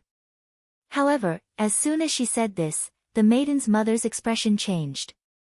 She quickly pulled her daughter away. Bai Rongwei was angry and amused at the same time. After they left, she said to Xiao Ju, You child, why are you still the same as before? If you don't like her, then don't like her. Why do you have to deliberately scare her? Miss Tian has also practiced martial arts. She is also cheerful and generous. I think she is very good. When Xiao Ju didn't say anything, Bai Rongwei continued, What about Miss Li? The one who sat opposite you just now. She looks weak and delicate. She has good handwriting and can speak eloquently. She is very gentle and quiet. Xiao Ju still didn't say anything. Bai Rongwei looked up and saw He Yen. She asked He Yen, Young Master He, you have also met the 4 maidens today. Don't you think it is a good idea? He Yen was speechless. What did this have to do with her? Disaster really fell from the sky. However, in front of these people, He Yen could only ask himself. He slowly opened his mouth, The 4 maidens are very good. Their temperaments and appearances are first class. Whoever marries them will be blessed by his past life. Bai Rongwei probably felt that she had gained the approval of Xiao Ju's good friend. She said, Huijin, look, even young master he thinks they are good. Xiao Ju suddenly said in a calm voice, Sister-in-law, if you think they are good, why don't you invite them back and give them to Big Brother? With Big Brother's temperament and appearance, they shouldn't feel wronged. These words were so harsh that even the usually gentle Xiao Jing couldn't help but warn, Xiao Huijin. Xiao Ju was unmoved. She glanced at Xiao Jing and said calmly, Big Brother, why don't you think about what you did when mother wanted to choose a wife for you? Don't do to others what you don't want done to you. Big Brother should know better than I do. After she finished speaking, she didn't care about Xiao Jing and Bai Rongwei's reactions and left in a huff. He Yan stood there and felt inexplicably awkward. He softly explained to Xiao Ju, perhaps the commander-in-chief is in a bad mood today. Young mistress, please don't take it to heart. I'm not taking it to heart. Bai Rongwei was stunned for a moment. She seemed to have recovered from her shock and looked at her husband. However, was Huaijin angry just now? Despite the rumors that the Right Army's commander-in-chief training troops was unreasonable, harsh, and cold, almost no one had ever seen Xiao Ju lose his temper in the Fu. Most of the time, he was just too lazy to care. It seemed like it had been many years since he had written the words, "I'm angry," on his face. He's done this before. Why is he so angry this time? She didn't understand. Someone was knocking on the door. Again and again, the knocking was very precise and unyielding. Even if the people inside were too lazy to pay attention to it, the people outside were not discouraged. It was as if they were going to knock until the end of time if they did not open the door. In the entire courtyard, the only person who had the guts to do this was the heroine. Xiao Ju paused for a moment and said, "Come in." He Yan's head poked in from behind the door. She also knew that Xiao Ju was in a bad mood. She had a fawning smile on her face as she closed the door behind her. She walked forward and asked, "Commander-in-chief, are you all right?" Xiao Ju sat on the chair and replied, "I'm fine." Looking at his expression, he didn't seem to be fine. What he said to Bai Rongwei just now was a little too much. However, He Yan was quite happy to hear him say that. However, she quickly scolded herself in her heart. How could she be like this? How could she, as an outsider, cheer for a family conflict? How was she different from those despicable people? During her stay here, Bai Rongwei had taken care of her a lot.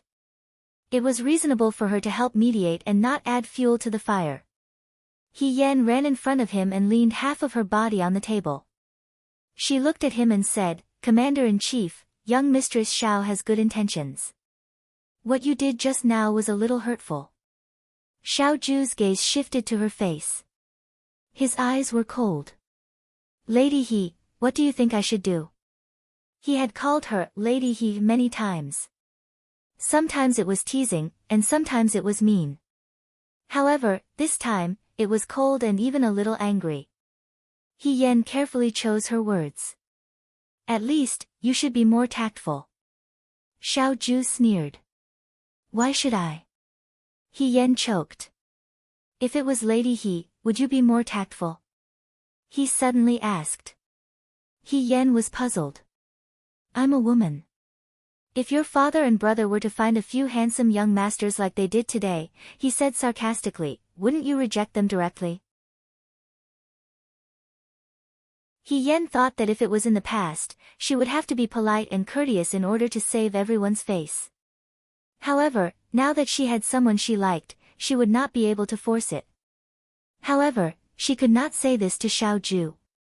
The person in front of her did not care about her avoidance. He stared at her and asked again, "Lady He, what should you do?" He Yan could not go against her conscience when she met his gaze. After a while, she slammed the table. "I thought about it. If it were me, I would have made the same choice as you, Commander-in-Chief. Maybe I would have said even worse things." "Commander-in-Chief, you're right. Well said. If you don't like them, just reject them. There's no need to give them the wrong hints. Sometimes, being polite and courteous can be seen as flirting to the other party. Flirting can make others unable to sleep at night. If you don't have such intentions, then you're lying." In the end, there was a hint of complaint in her tone. No one knew who she was referring to. Xiao Ju saw her indignant expression and her expression softened. She smiled. "At least you have some awareness." He Yan saw that she was in a better mood. She took out a sachet from her sleeve and gave it to her. "This is for you." Xiao Ju took it and looked at it. She looked up and asked, "You made this? How is that possible?"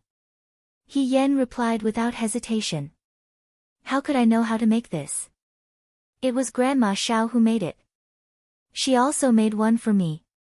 I forgot to give it to you earlier. She took out her own sachet with cloud patterns. I heard that there are herbs and amulets in it.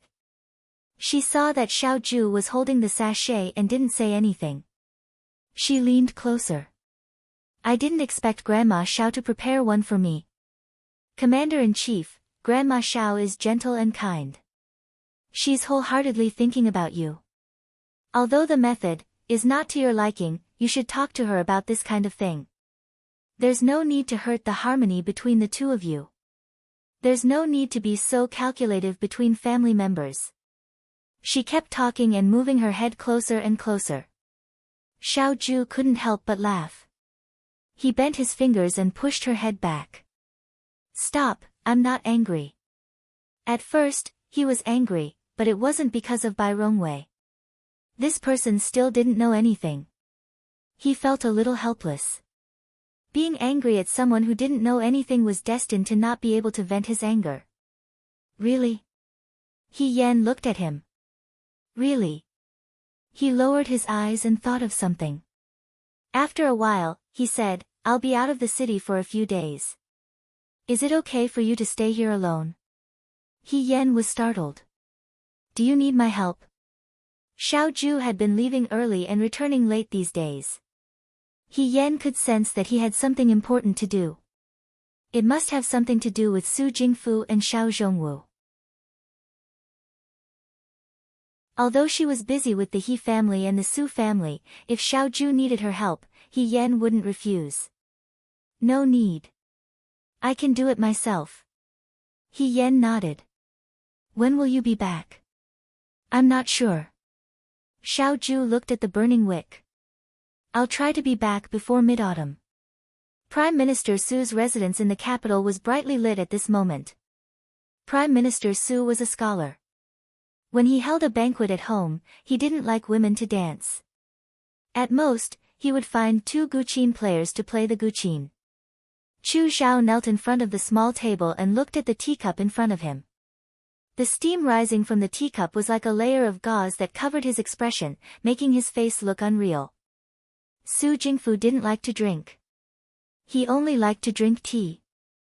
The people who came to the Su family to give gifts also knew how to cater to his preferences. Even the tea leaves that were given to the servants could be sold at a good price. The servants stood on both sides respectfully. Su Jingfu didn't have a son. Everyone in the Su family knew that Su Jingfu treated this favorite pupil of his as his own son. Su Jingfu's only daughter, Su Pingting, had a deep affection for Chu Xilan. Sooner or later, the teacher and the student would become husband and son-in-law. You went to Jiang very smoothly this time. Su Jingfu said with a smile. When he was young, he was handsome and refined, but when he grew older, he became kind and amiable. Just by looking at his appearance, one would think that he was an old man who was easy to get along with. He took a sip of tea and said, however, when you were in the Rundu, why did you stay for a few more days? Chu Zhao replied gently, the people in the Rundu were hungry. Xilan couldn't bear to leave alone. I wanted to stay in the Rundu to help and see if I could ask for reinforcements. I didn't expect that Generals Yan would lead troops to help and solve the Rundu's urgent situation. It was obvious that he wasn't lying. Su Jingfu was still smiling kindly. He didn't say that he was right, but he didn't say that he was wrong either. The atmosphere was a little tense. Just as they were in a deadlock, a girl's voice suddenly sounded, Father. Why didn't you call me when Brother Xilan came? The next moment, a girl in a yellow dress flew in like a flower and sat next to Chu Xilan. This girl was very beautiful. She was as delicate as a porcelain doll. There was an air of arrogance between her eyebrows. She looked to be about 17 or 18 years old. Her clothes and jewelry were luxurious and expensive. There was a ruby hairpin in her hair bun. The ruby was delicate and beautiful, making her look like a rose. This was Su Jingfu's only daughter, Su Pingting. Su Jingfu only had this pearl in his palm when he was old. He almost spoiled her to the heavens.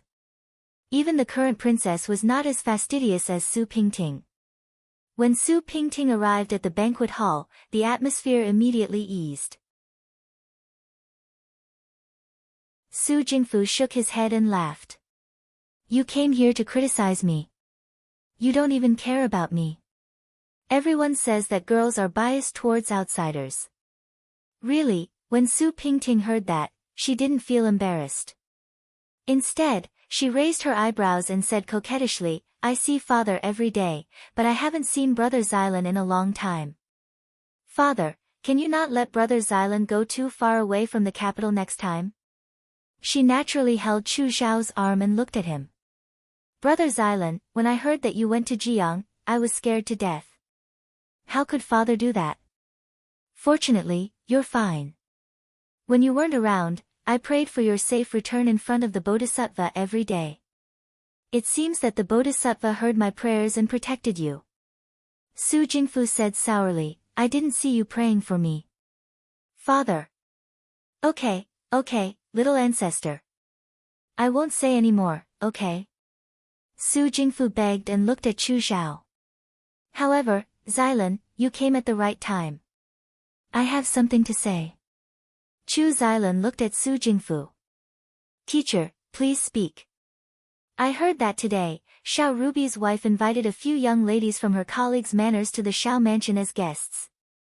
She said that they were guests, but it was obviously to choose a wife for Xiao Huijin. You're about the same age as Xiao Huijin.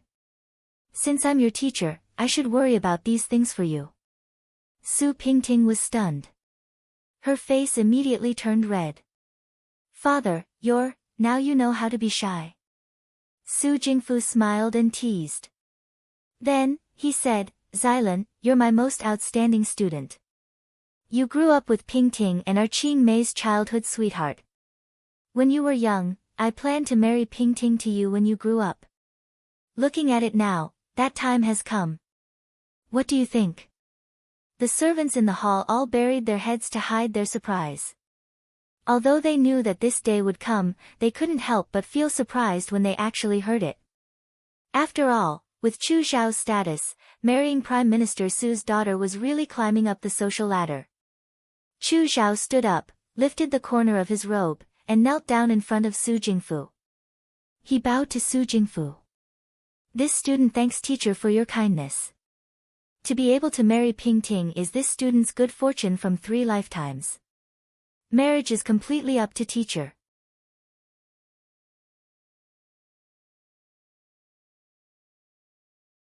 Chapter 198.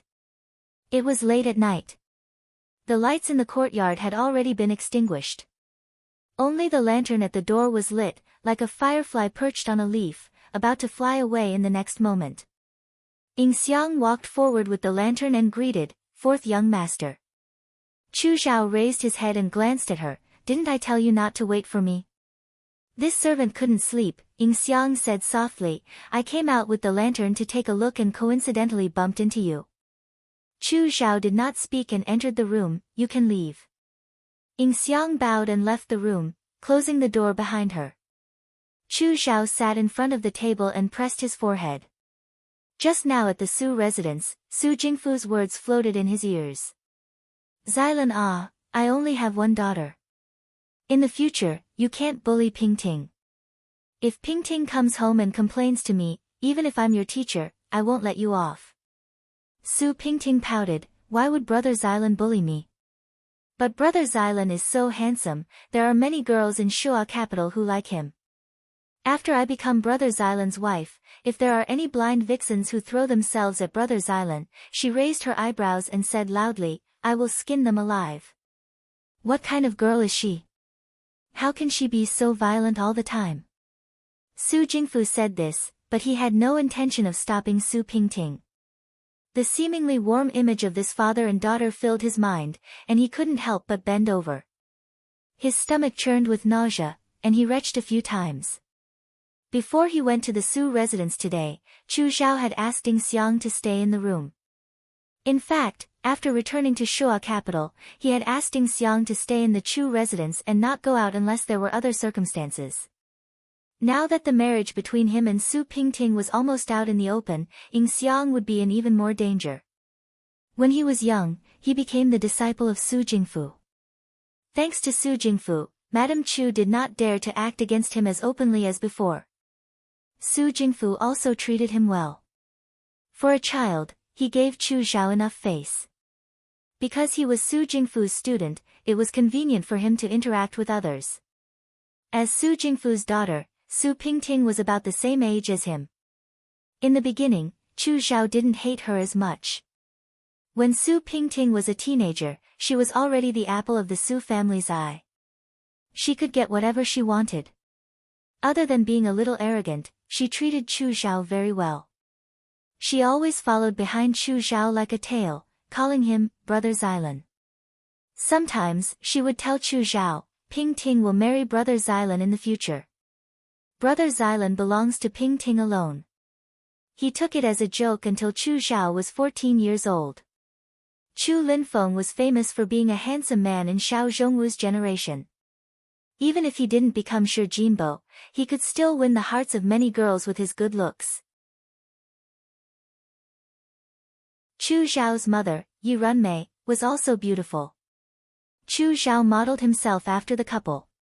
When he was 14 years old, he was as beautiful as the two brothers in the Xiao family. His personality was gentle and considerate, and he knew how to take care of people. Many girls secretly fell in love with him. Among them, there was a young lady named Xian. She was fiery and passionate, and her eyes were very charming. She was different from the other shy girls in the Shuo capital. After meeting a few times, she directly expressed her feelings to Chu Zhao. Of course, Chu Zhao rejected her, but she didn't give up. She didn't pester him, but she sent things to the Chu family every few days. Occasionally, when they met in the Shuo capital, Miss Qian didn't refute. She just stared at him, making him feel helpless. Not long after, something happened to Miss Qian. It was said that she was killed by thieves when she was out on a walk with her friends. Her death was very tragic. Her eyes were gouged out, shocking the entire capital. Miss Qian's father was only a minor 7th-rank official. After reporting it to the authorities, they couldn't find the murderer. When Chu Zhao heard the news, he was stunned for a long time. He couldn't believe that the girl who always winked at him had died so quietly. Later, half a year after the incident, he went to the Su family to find Su Jingfu. When he passed by the small hall, he heard Su Pingting talking to the servant next to her. She's just a lowly commoner. How dare she compete with me? She doesn't know how much she's worth. I'll gouge out her eyes. Let's see how she can seduce Brother Xilan in the future. If there's another woman who doesn't have eyes pestering Brother Xilan in the future, I won't be merciful like before. The girl's laughter was soft and innocent, but it was full of malice. Just like that, she completely destroyed another girl of her age. Chu Zhao's heart was cold from head to toe. But now, he was going to be tied to this woman and grow old together. How ironic was that? He slowly sat up straight. One night, when he was still in the Liang province guards, Lin Qingtan's grandson, the white-robed divine hand Lin Shuanghe, had said something to him. Fourth young master Chu, if you care about little sister He, you should stay away from her. You have a tigress in your family, but our little sister He doesn't want to be the second Miss Qian. His eyes changed unpredictably. There was a flat Shi-Tu lying next to the pen holder. The Shi-Tu was in the shape of a horse. It seemed that he could see through the Shi-Tu and see the night sky. The girl casually wiped the sweat on her forehead, took a knife and seriously chopped down. Then, she handed the Shi-Tu to him. Whose voice was it? It was bright and clear, as clean as a spring stream. Zhao, it means radiance. Xilan means vanilla. The person who gave you this name must have loved you very much. They hoped that you would have a noble character and a bright future. That's why they gave you such an elegant name. He had already stayed in the darkness for many years. But when the first ray of light appeared, even though he knew that it didn't belong to him, he still wanted to greedily hold it in his hand. He Yan deliberately woke up a little late the next morning. After eating breakfast and greeting Bai Gua, He Yan leisurely left the room. It had already been a few days since she last went to the Su family. It seemed that the manservant called Fu Wang had been looking at her with longing these past few days. As for the rest of His Majesty's reward money, she kept it all in her sleeve. When dealing with people, money was indispensable. Although she was now a small official, she didn't have much money. If she bribed people a few more times, she wouldn't have any extra money. He Yen wondered if he should go find Lin Shuanghe to borrow some money and then go to Lutong village to make a few rounds. But last time, he won money at Lutong village and offended the banker. If he went this time, he was afraid that he would be refused at the door. While thinking about the serious problem of where to get the money, He Yen had already arrived at the tea house where she met Fu Wang. She first smiled and gave the waiter at the entrance of the tea house some broken silver. She casually asked, "Has anyone come to see me these past few days?" The waiter quickly took the broken silver and smiled, "Yes, yes, yes. The little brother who came with young master last time has been coming 3 times a day these past few days. If you sit down, I reckon that he will come again soon." He Yen smiled, "Then I'll have to trouble little brother to bring a pot of tea." After saying that, she walked to the elegant room where they met last time and sat down. After giving Fu Wang the cold shoulder for so long, He Yen had already guessed that Fu Wang would most likely be unable to restrain himself, but she didn't expect that he would be so impatient. However, this was a good thing for her. Su Zhiheng's method of buying people's hearts was too poor. Or perhaps, he only cared about buying the people above him and forgot to win over the people below him. Sure enough, He Yen hadn't even sat for a quarter of an hour when someone came outside and knocked on the door. He Yen said, "Please come in." The door was pushed open. Fu Wang closed the door and walked in with large strides. "Young master." Seeing He Yen, this person was very excited. "This little one thought that you weren't in Shuajing. These past few days have been really worrying me to death." He Yen reached out to him, "Sit." When Fu Wang sat down, she slowly opened her mouth. "These past few days, I have important matters to attend to. Only today did I have the time to come here." She poured a cup of tea for Fu Wang and said in a very gentle tone, "Little brother is so anxious to find me. Is there any news?" "News, naturally there is." Fu Wang revealed a difficult expression. He Yen understood tacitly and placed an ingot of silver in front of him. "Young master is a kind person." "Thank you, young master." Fu Wang beamed with joy and put the ingot into his pocket before saying, "Young master wanted to inquire about the matter. This little one has been paying attention in the Fu. It's just that when concubine mother he was in trouble, the group of servants in concubine mother he's courtyard were all gone. Some left the Fu, some were sold. In the end, no one was left. This little one also pieced together some information from the servants in the other courtyards." He lowered his voice and looked around nervously. "Actually, those servants are all dead." When he said this, he deliberately wanted to look at He Yan's expression. Unfortunately, the face of the person sitting in front of him was covered by a veil and he couldn't see clearly. However, seeing that he could still calmly drink his tea, he didn't look very surprised. "Young master, do you know what the situation would be if all the servants in a courtyard were executed?" He Yen smiled slightly, silencing people. He originally wanted to keep him in suspense, but he didn't think that he would be seen through in one glance. Fu Wang was a bit discouraged and didn't have the same intention of keeping him in suspense like before. He answered honestly, "That is indeed the case. This little one heard that concubine mother he had committed an unforgivable crime. Therefore, the so-called punishment of the family law was actually to kill her. The servants in her courtyard all knew the truth, so they didn't have a way to live." When Fu Wang heard about this from other people, he felt a chill down his spine when he thought about it now. Even if the servants in the courtyard were sold into the hands of their masters, dozens of lives, even if it was reported to the Shua capital, it was still a big matter. Moreover, the Su family was a scholarly family, yet they could still kill dozens of people without batting an eyelid. It was unavoidably frightening. It also made people curious. What kind of crime did concubine mother he commit? Adultery? That wouldn't be to the extent of killing all the servants in the courtyard.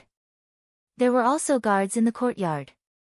It couldn't be that when concubine mother he was having an affair with someone, those guards were still outside watching? To be able to let everyone in the courtyard know, and to have people die to keep the secret, what kind of crime was it? Is that all? He Yan asked. Fu Wang said, that's all. He Yan smiled, little brother, the things you said seem to be secrets, but in reality, they are of no help to my matter. If that's all you found, then there's no need for us to continue this transaction. She stood up, these days, I've troubled you. It's been hard on you.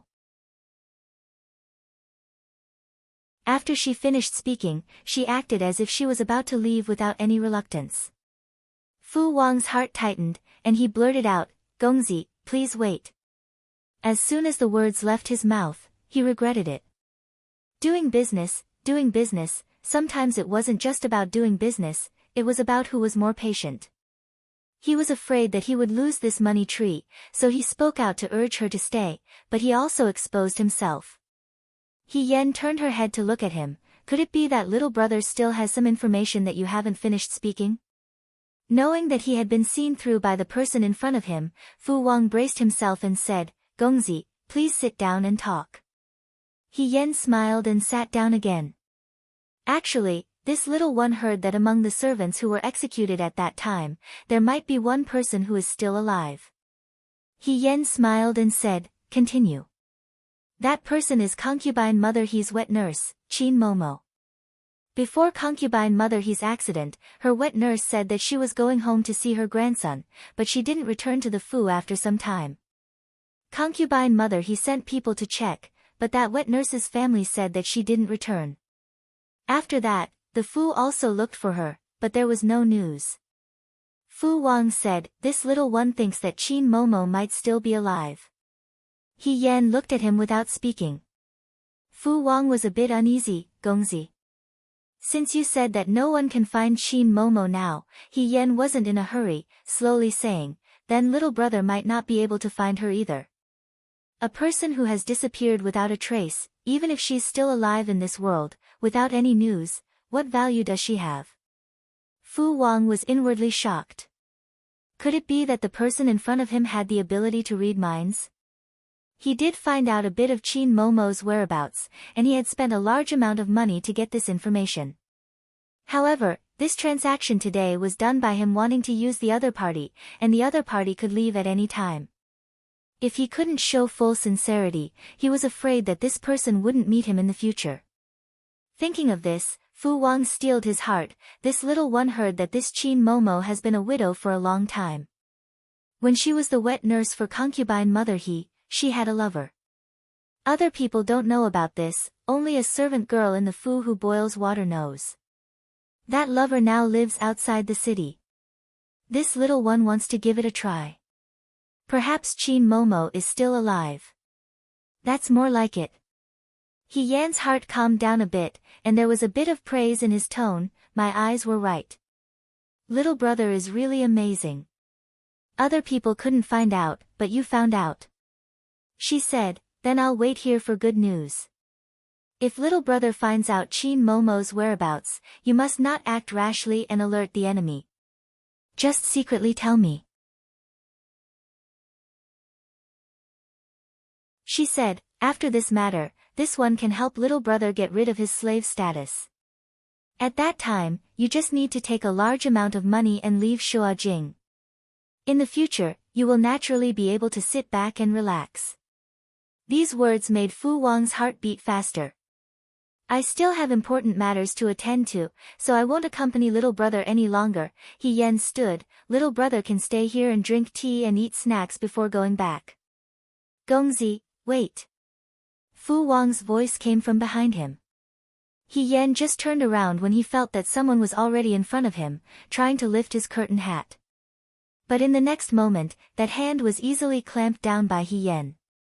Fu Wang, ouch, ouch, ouch. He Yan released his hand and continued to walk forward without looking back.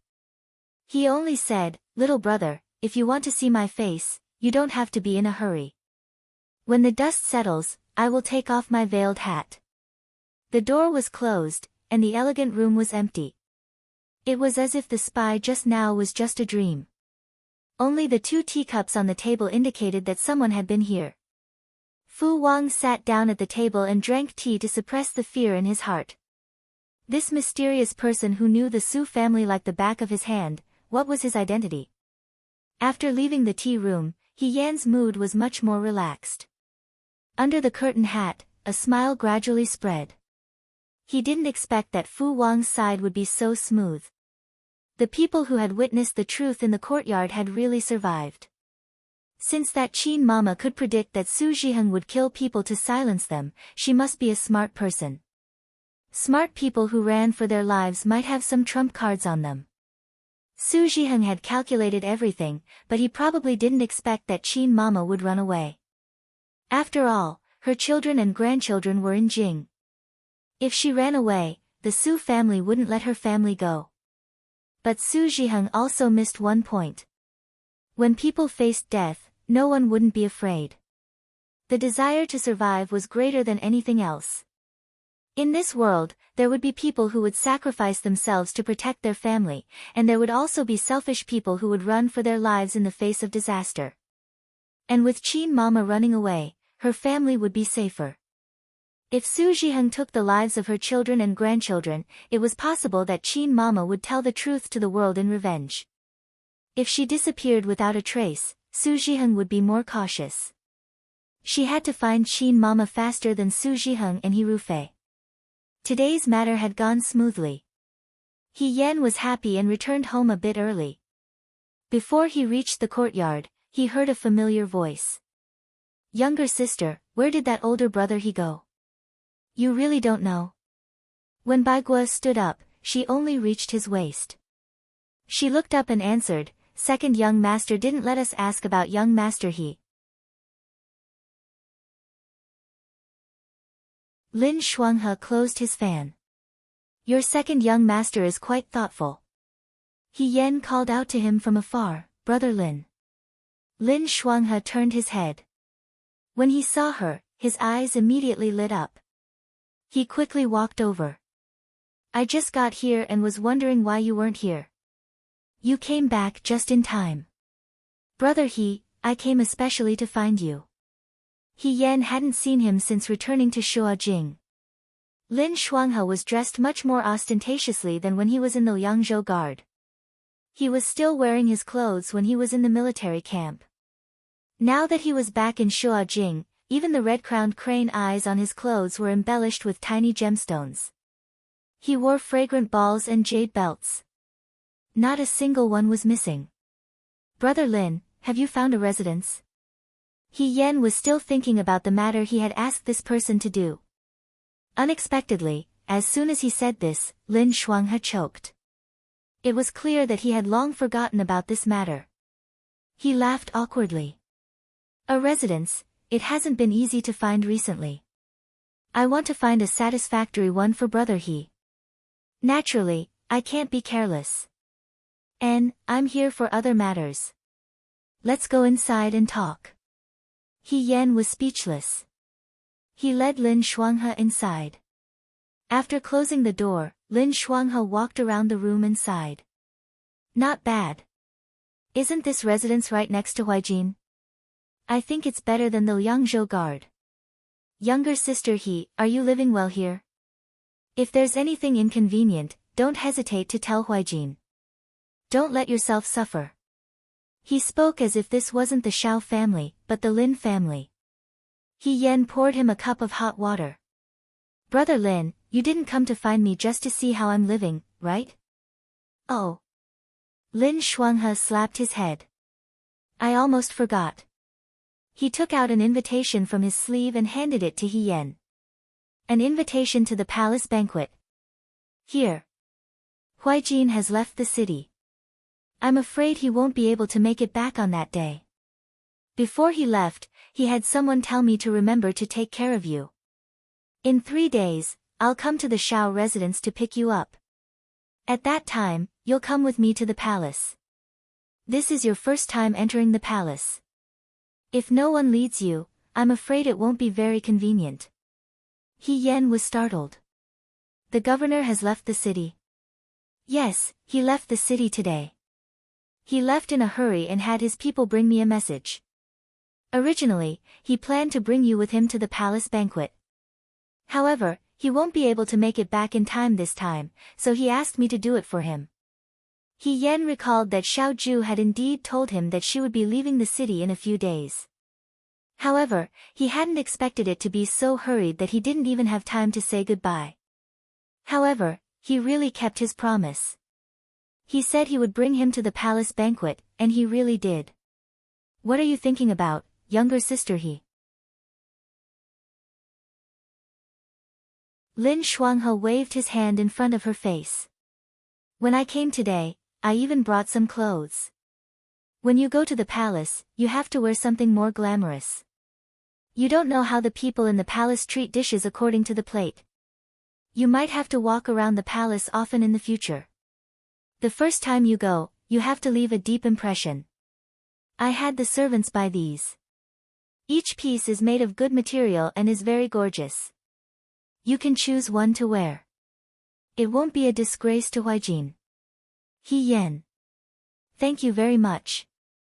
Also, younger sister I reckon that since Huijin brought you to the palace this time, His Majesty might reward you greatly. After all, you have done a lot of meritorious service in the past. Don't be too surprised if you become an official or something. That, I'll just say it first. It's not certain. He rambled on about a bunch of things to pay attention to at the palace banquet. When the servant came to urge him to hurry to the next social event, he stood up and bid farewell. After Lin Shuanghe left, He Yen sat down in front of the mirror. The clothes he had the servants bring were on the table.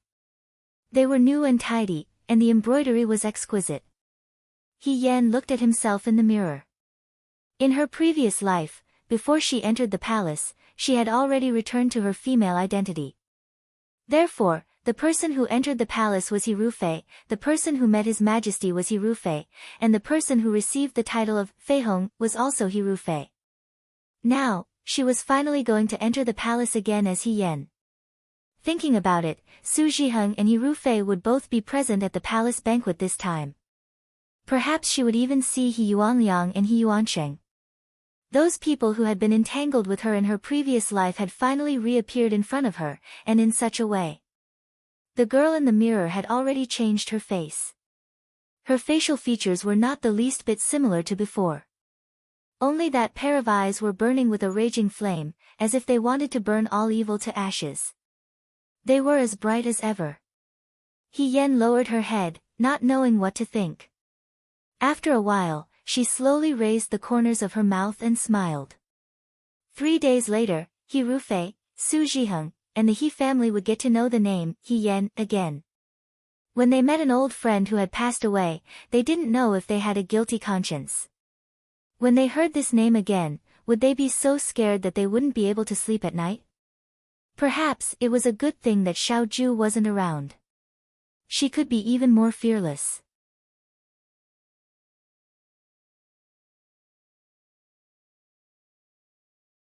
Chapter 199. Night shrouded the wilderness. In the thatched hut, someone was hiding in the corner. His lips were moving, but no one knew what he was saying.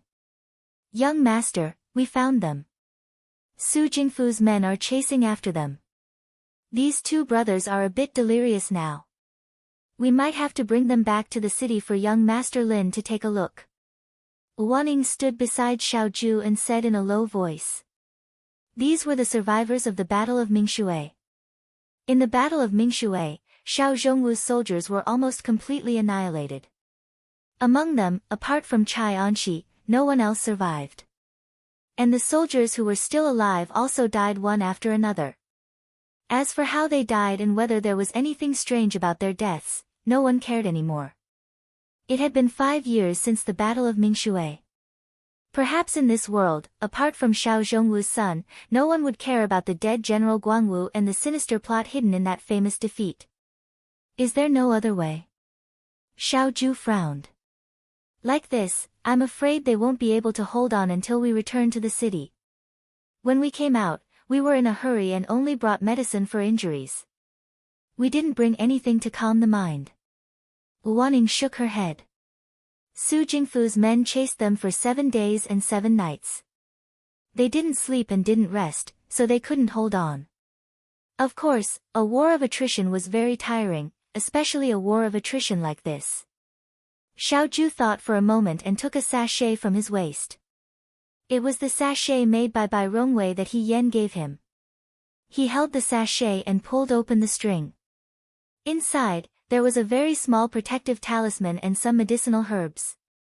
According to He Yan, it was very important to focus the mind. Xiaoju poured out the medicinal herbs and gave them to Wanning. Let them smell it. We won't leave tonight. Let them rest for a night in another place. Wanning agreed. After investigating Su Jingfu and the Mingshui case for so long, they finally found 2 living witnesses. It wasn't easy. But this also showed that Xiaoju's ability had gradually grown to the point where he could compete with Su Jingfu. For example, this time, he won the kidnapping. He couldn't stay here for long. He had to find another place. After finding a house outside the city, everyone, including the 2 delirious brothers, settled down. Qi Wu and Fei Nu stood guard in front of the brothers' door to prevent any accidents during the night. Wanning went out to scout for information. Nights in the suburbs were always exceptionally cold and cheerless. Especially during autumn, when there was rarely any sign of human habitation within a dozen li radius. The moon was white and bright, shining down on the empty wilderness like flowing silver water, giving rise to a sense of desolation for no reason. Actually, he didn't like the Mid-Autumn Festival. This was because the Mid-Autumn Festival always reminded him of very bad memories of the past. The more perfect the moon was, the lonelier it seemed. Every year around this time, he would find it hard to fall asleep. In the past, when he was in the barracks, he could read documents for half the night. Now that he was back in Shuajing, there was nothing he could do. Xiaoju lowered her head and looked at the sachet in her hand. The medicinal herbs in the sachet had been emptied, leaving only a flat layer. The protective talisman was small. After thinking for a while, he opened the sachet, intending to put the protective talisman back in. Although it was embroidered by a servant of the Shao family, the silk material and patterns were personally chosen by Bai Rongwei.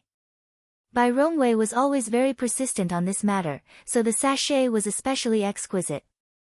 Her fingers touched it, and the silk was as cold as moonlight. Xiaoju's gaze paused for a moment. In the next moment, her fingertips brushed against the inside of the sachet, touching a rough protrusion. This protrusion on the smooth surface of the sachet was particularly different. She lowered her eyes and turned the sachet over. The inside appeared in front of Xiaoju. The inside of the sachet was embroidered with 2 layers. It was a double-layer embroidery, and the inner layer was a normal black cloth without any patterns. However, at this moment, there was a crooked, bright yellow horn embroidered on the inner layer.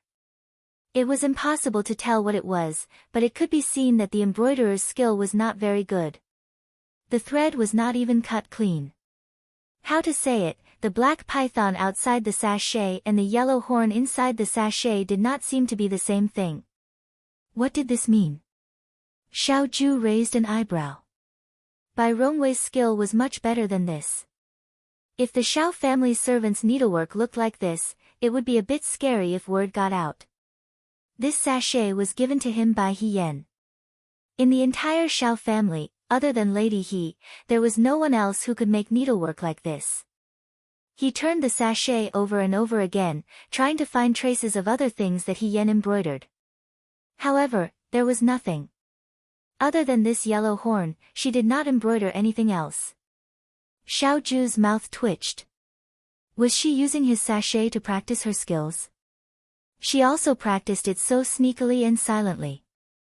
If he did not need to take the herbs inside to open the sachet, he was afraid that he would never discover the secret inside. But what was the point of doing this? If she really wanted to practice, she could find a white handkerchief and embroider it endlessly, hiding it inside. He always felt that there was a deeper meaning that he did not understand. Just at this time, in the wilderness, there was the sound of footsteps. A 12 or 13-year-old boy walked up to him and said with a smile, "Young master." This child was Wan Ying's son, called Bai Xian. He had handsome features and looked very similar to Wan Ying. However, he was young and his cheeks were a bit chubby, making him look simple and honest and cute. Unlike Wan Ying's cold temperament, Bai Xian was like any other boy his age. He was naive and even a bit talkative. He liked Xiao Ju very much. No matter how many times Wan Ying warned him not to be impudent, Bai Xian did not remember. Xiao Ju did not care about these things. Therefore, whenever Wan Ying did not look, Bai Xian would try to find a way to stick to Xiao Ju whenever he saw her. Bai Xian saw the sachet in Xiao Ju's hands. His eyes were good. In the darkness, he could see the embroidery on the cloth clearly. He blurted out, "Eh. This moon embroidery is so beautiful." "Moon?" Xiao Ju was stunned.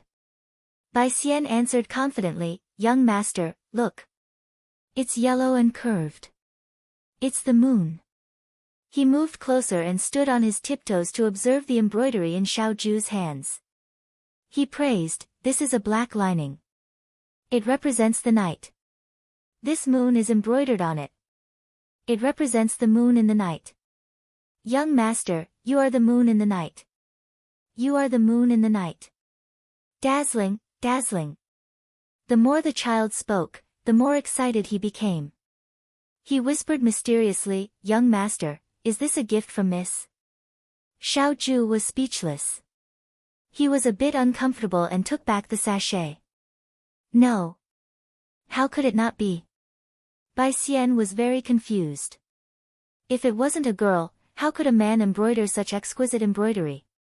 Xiao Ju wondered if Bai Xian was He Yan's biological brother. It was rare that they had the same evaluation of beauty. Bai Xian wanted to ask more, but a voice suddenly exploded behind him. "Bai Xian." Bai Xian was so scared that he quickly hid behind Xiao Ju. "Mother. I came out to use the toilet and just happened to see young master." Wan Ying grabbed him by the ear and pulled him out from behind Xiao Ju. "How many times have I told you not to disturb young master? Why is this child so immature?" "Young master, I'm sorry. I'll take him back now." Wan Ying carried the white pheasant back, leaving Xiao Ju alone in the wilderness. The moonlight shone on the black wilderness. The soil was covered with white frost. It was like the snow by the Wei River in Liang province, pouring into the cold. The emotionless moon was like a dream. He curved his lips and turned to leave. Suddenly, he paused as if he thought of something and looked up. In his memory, there was a girl whose face was hidden under a mask in the midst of a lively and laughing crowd. She was chatting nonchalantly on a high platform. The last secret. She stood on her tiptoes and leaned close to his chin. She said softly, "I like the moon." The moon doesn't know. The day of entering the palace arrived quickly. Xiao Jing and Bai Rongwei also wanted to enter the palace. When they found out that He Yan didn't go with them, but with Lin Shuanghe, they were a bit surprised. However, they were very considerate and didn't ask much. When Lin Shuanghe's carriage arrived, they sent He Yan to the carriage and told him to meet again in the palace. Lin Shuanghe sat in the carriage and waved his fan. "Huaijin is probably afraid that you won't get along with Brother Ruby. We're all old friends, so it'll be easier for us to get along." He looked at He Yan again and sighed. "It's Huaijin's loss that he didn't come back today. Our He Mimi looks so handsome in such gorgeous men's clothing. If you go to the palace with me, no one among the civil and military officials will be able to steal our light." He Yan was thinking about other things and gave a perfunctory reply. Lin Shuanghe saw this scene and thought that she was nervous because it was her first time entering the palace. He comforted her. "Don't be afraid, He Mimi. I'm here.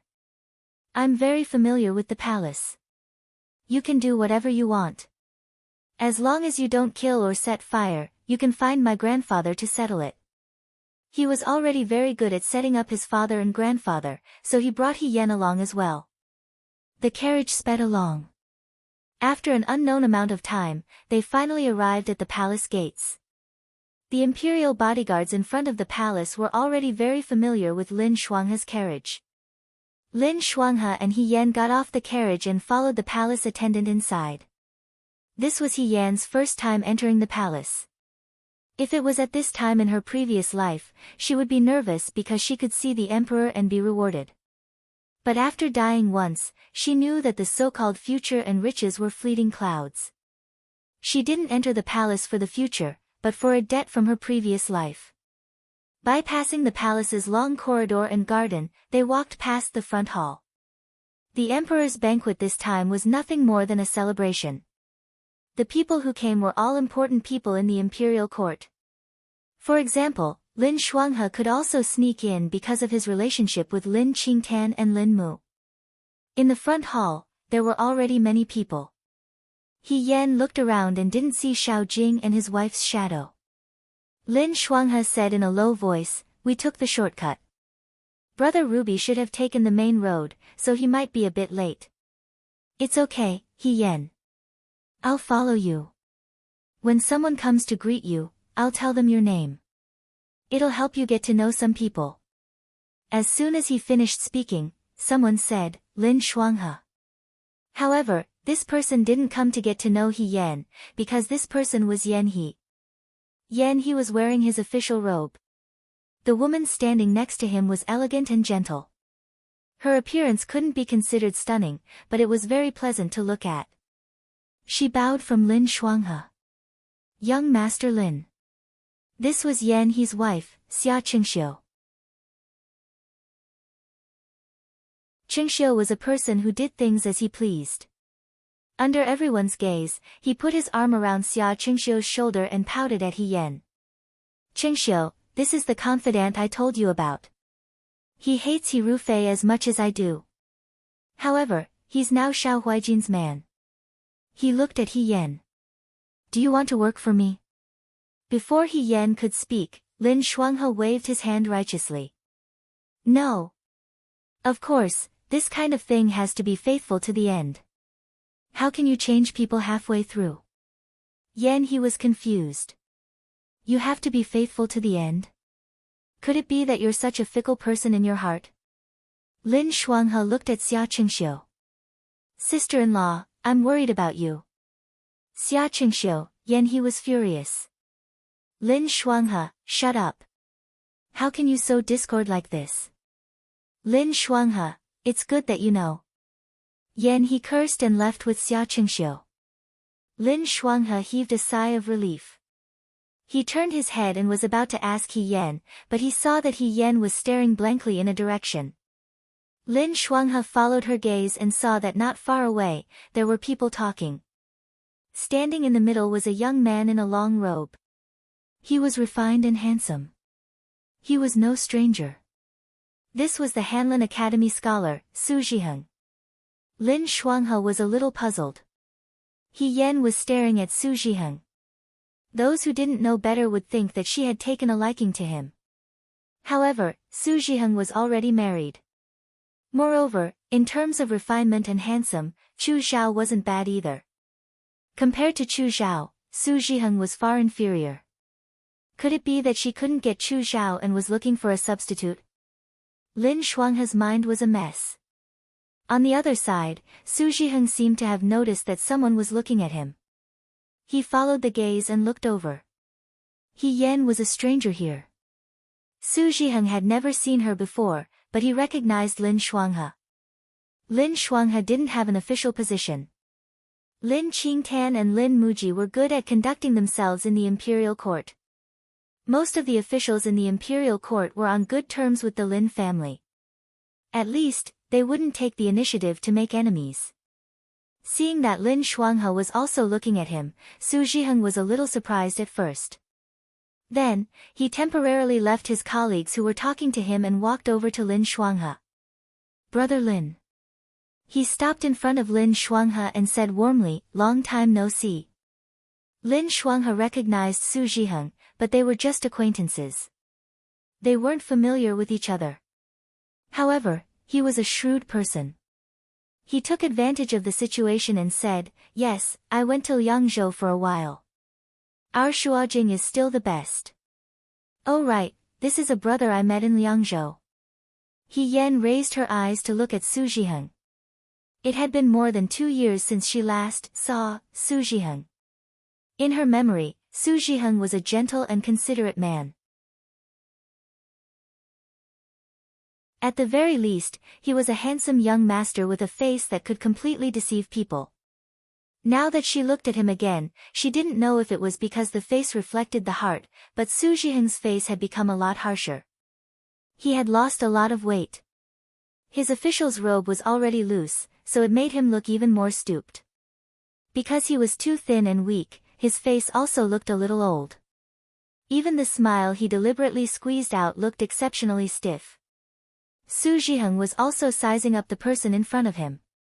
This was a very delicate and pretty young man. His eyebrows were full of heroic spirit. His red round-necked robe made his lips red and his teeth white. A black belt around his waist outlined his extremely beautiful figure. The most attractive thing was his eyes. They were clearly gentle, but his gaze was sharp. This young man had been staring at him from afar. It was clearly the first time they had met, but his gaze seemed to surge with all kinds of emotions. It was cold and gloomy, as if he could see through all of his disguises. He couldn't help but feel his heart palpitate. Su Zhiheng felt uncomfortable being stared at like this. He turned to Lin Shuanghe. "This is, Lord Su, don't look at this little brother's young age.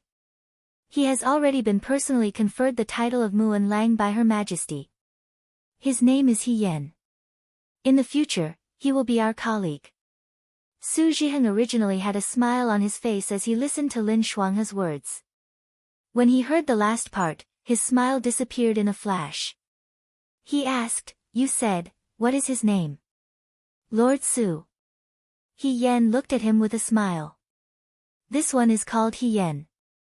He as in He Miao, and Yan as in He Qinghai." Su Zhiheng's expression changed greatly. The corners of the young man's lips were slightly raised. He looked friendly and inexperienced. However, when he looked carefully at his eyes, there wasn't the slightest hint of a smile. It was like a pool of ice-cold water that brought people to an afternoon when a young woman was struggling to fall into a bottomless abyss. The oppressive feeling of suffocation rose up his throat. His throat was dry, and he couldn't say a complete sentence. Fortunately, at this time, someone called Lin Shuanghe's name. It was Lin Qingtan. Lin Shuanghe dragged He Yan away. He said, "Brother He, that's my grandfather. I'll take you to see him."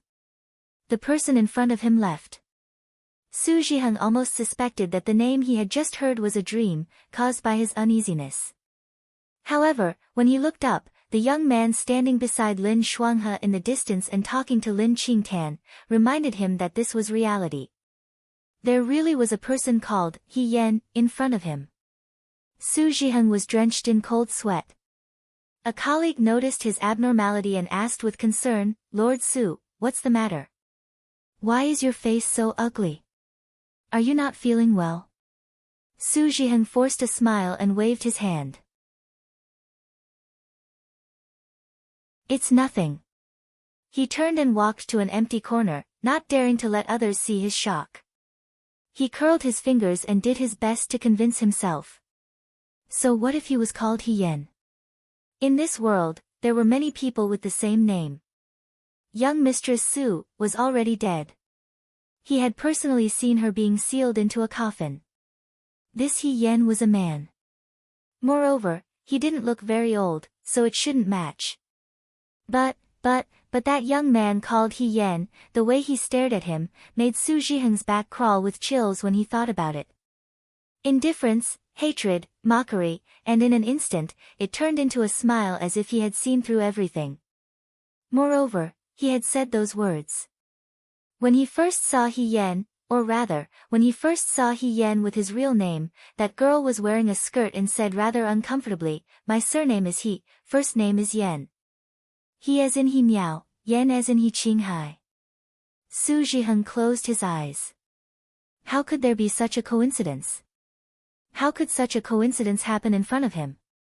This was really, He Yan, who was not far away, saw his uneasiness and sneered in his heart. Wang Ba always said that if one walked in the dark for too long, they would encounter ghosts. He originally thought that this person was too timid, but now it seemed that his words were not without reason. For example, Sun Ling and his son in Liangzhou city had committed countless evil deeds.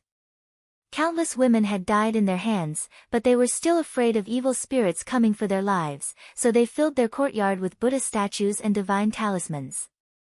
Lin Shuanghe was very popular. Wherever he went, he couldn't help but exchange greetings with people. He Yan followed beside him, matching the positions of these people with their faces. Where they were, what they were doing. When the battlefield changed to the imperial court, the general would never fight an unprepared battle. At this moment, someone shouted, "General Feihong is here, General Feihong is here." The officials present quieted down and looked in the direction of the outer gate. It had to be said that the two great generals of the Great Wei, Fei Hong and Feng Yun, were always eye-catching no matter the time. Today, Xiao Ju couldn't come, so He Rufei was the only eye-catching person. Yan He, who was standing at the side, snorted and said disdainfully, "He's not the emperor. Is there a need to put on such airs?" Xia Qingxiu tugged at his sleeve, and Yan He stopped talking. He Yan followed the crowd and looked in the direction of the outer gate. Following the palace servant's lead, someone walked in. This man was wearing the official robes of a military general. He was quite handsome and had the unique style and roughness of a military general. When someone greeted him, he would nod in response. He seemed to be friendly, but he also maintained a sense of alienation. This bit of estrangement made this General Feihong seem even more mysterious. Tisk, He Yan heard Lin Shuanghe say, "This kid was quite cute when he was young. Why is he becoming more and more unlikable as he grows? How is he different from those old fellows who have been in the bureaucracy for many years?" He added softly, "The bureaucracy is a big dye vat. Fortunately, I'm not an official." This was the first time He Yan saw He Rufei like this in front of his colleagues in court. With the name of General Feihong, he lived like a fish in water without any burden. It was as if he was General Feihong from start to finish. He Yan felt disgusted. Perhaps it was because his gaze was too focused that He Rufei also seemed to sense it and looked towards him. The moment their eyes met, He Yan turned his head and spoke to Lin Shuanghe. He Rufei only saw an unfamiliar youth standing next to Lin Shuanghe. Maybe it was his imagination. He Rufei didn't take it to heart and found a good colleague to sit with. Of course, he got to know his good colleagues after he took off his mask. In the past, he had nothing to do with them. As for Su Zhiheng, in front of outsiders, they weren't close. Everyone knew that He Rufei and He Xining were very close as siblings. However, towards this brother-in-law of theirs, they could only be considered as friends of a gentleman. After all, one was a civil official while the other was a military official. Even if they wanted to be intimate, there was nothing they could talk about. He Yan knew this wasn't the case. They were just people with a guilty conscience. They were afraid of being caught, so they did it on purpose. It seemed that they were very afraid of that matter being discovered. The more afraid they were, the more confident He Yan was. Lin Shuanghe said, "Let's sit down first." The men and women had to sit separately. However, there were very few women at this kind of palace banquet. Other than the madams that the Empress Dowager liked and their daughters, there was no one else. After some time, an eunuch came in to announce that Emperor Wenxuan had arrived.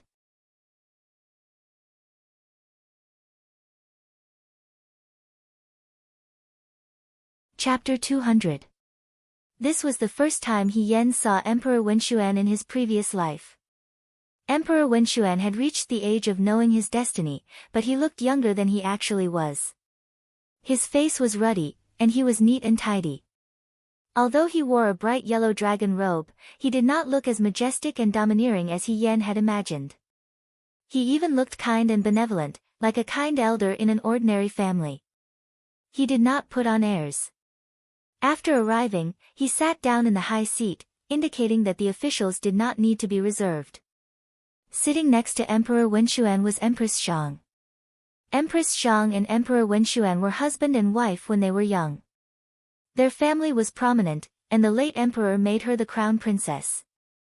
Empress Xiang had a son and a daughter, the current crown prince Guangyan and Princess Yuchan. Princess Yuchan was already married, but she was not feeling well recently, so she did not come to the palace banquet today.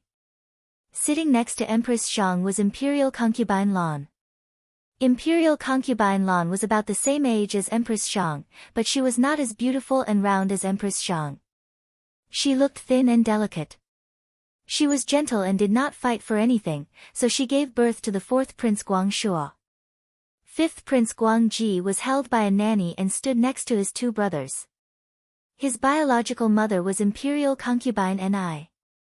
Imperial Concubine Ni was very young and was at the age where she was as beautiful as a flower. She was arrogant and domineering. She was originally selected as the legitimate daughter of a local official, but because she was pregnant with the emperor's child, she rose up the ranks. However, Emperor Wenxuan disliked her arrogance and refused to promote her to the position of imperial concubine. In the past 2 years, Imperial Concubine Ni had become more well-behaved. The second prince and the third prince were originally a pair of twins. Emperor Wenxian was lucky enough to meet a palace maid who washed clothes in the palace. Unfortunately, it was difficult to give birth to twins. When the mother and the children were born, all three of them died together. Emperor Wenxuan did not have many children. In an imperial family, having many children was not necessarily a good thing. There was only one position, and when there were many people, it was inevitable that some people would be dissatisfied and disloyal. Now that fifth Prince Guangji was still young, only Crown Prince Guangji and fourth Prince Guangxue had the ability to sit in that position. Empress Zhang's family was powerful, and the crown prince was the legitimate heir. Coincidentally, the concubine Lan did not fight for the throne. Originally, it was understandable that the crown prince would inherit the throne. However, the crown prince was a Guangyan with neither talent nor virtue. He had no achievements in political affairs, and his own household was a mess. Usually, he only knew how to play around. In contrast, the fourth prince was a Guangyan with both talent and virtue. He had outstanding talent, a gentle temperament, and kept himself clean. The crown prince was so weak, and the fourth prince was so outstanding. Naturally, there were people who were tempted. Moreover, among the 3,000 beauties in the imperial harem, Emperor Wenxian loved concubine Lan the most. Although concubine Lan did not fight or snatch, no one in the imperial harem dared to look down on her. Gradually, the power in the imperial court was divided into two factions. One faction supported the Guangyan, while the other faction wanted to ask Emperor Wenxian to make Guangxue the crown prince.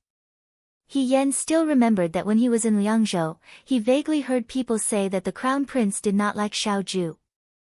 Xiaoju led the troops to the Liangzhou guard. In addition to avoiding Su Jingfu's sharp edge, the crown prince also played a part in it. In other words, Su Jingfu and the crown prince Guangyan were most likely in cahoots. She thought in her heart, but her expression did not change. Fifth Prince Guangji was only 5 years old this year. Emperor Wenxian disliked noble Lady Ni for being arrogant and leading a good child astray. Thus, he gave him to concubine Lan and let concubine Lan raise him together. Noble Lady Ni was flustered and exasperated, but there was nothing she could do. Guangji had been raised by noble Lady Lan for a long time, so he was very close to Guangxue. At this moment, he was sitting at the table, tugging on Guangxue's sleeve and whispering, "Fourth brother, imperial father said today that he has a happy occasion to announce." "What is it?" Guangxue smiled and looked at him. "I don't know either. You'll find out later." Guangyan, who overheard their conversation, sneered, "Fourth brother, imperial father likes you so much. I thought you knew all of his secrets.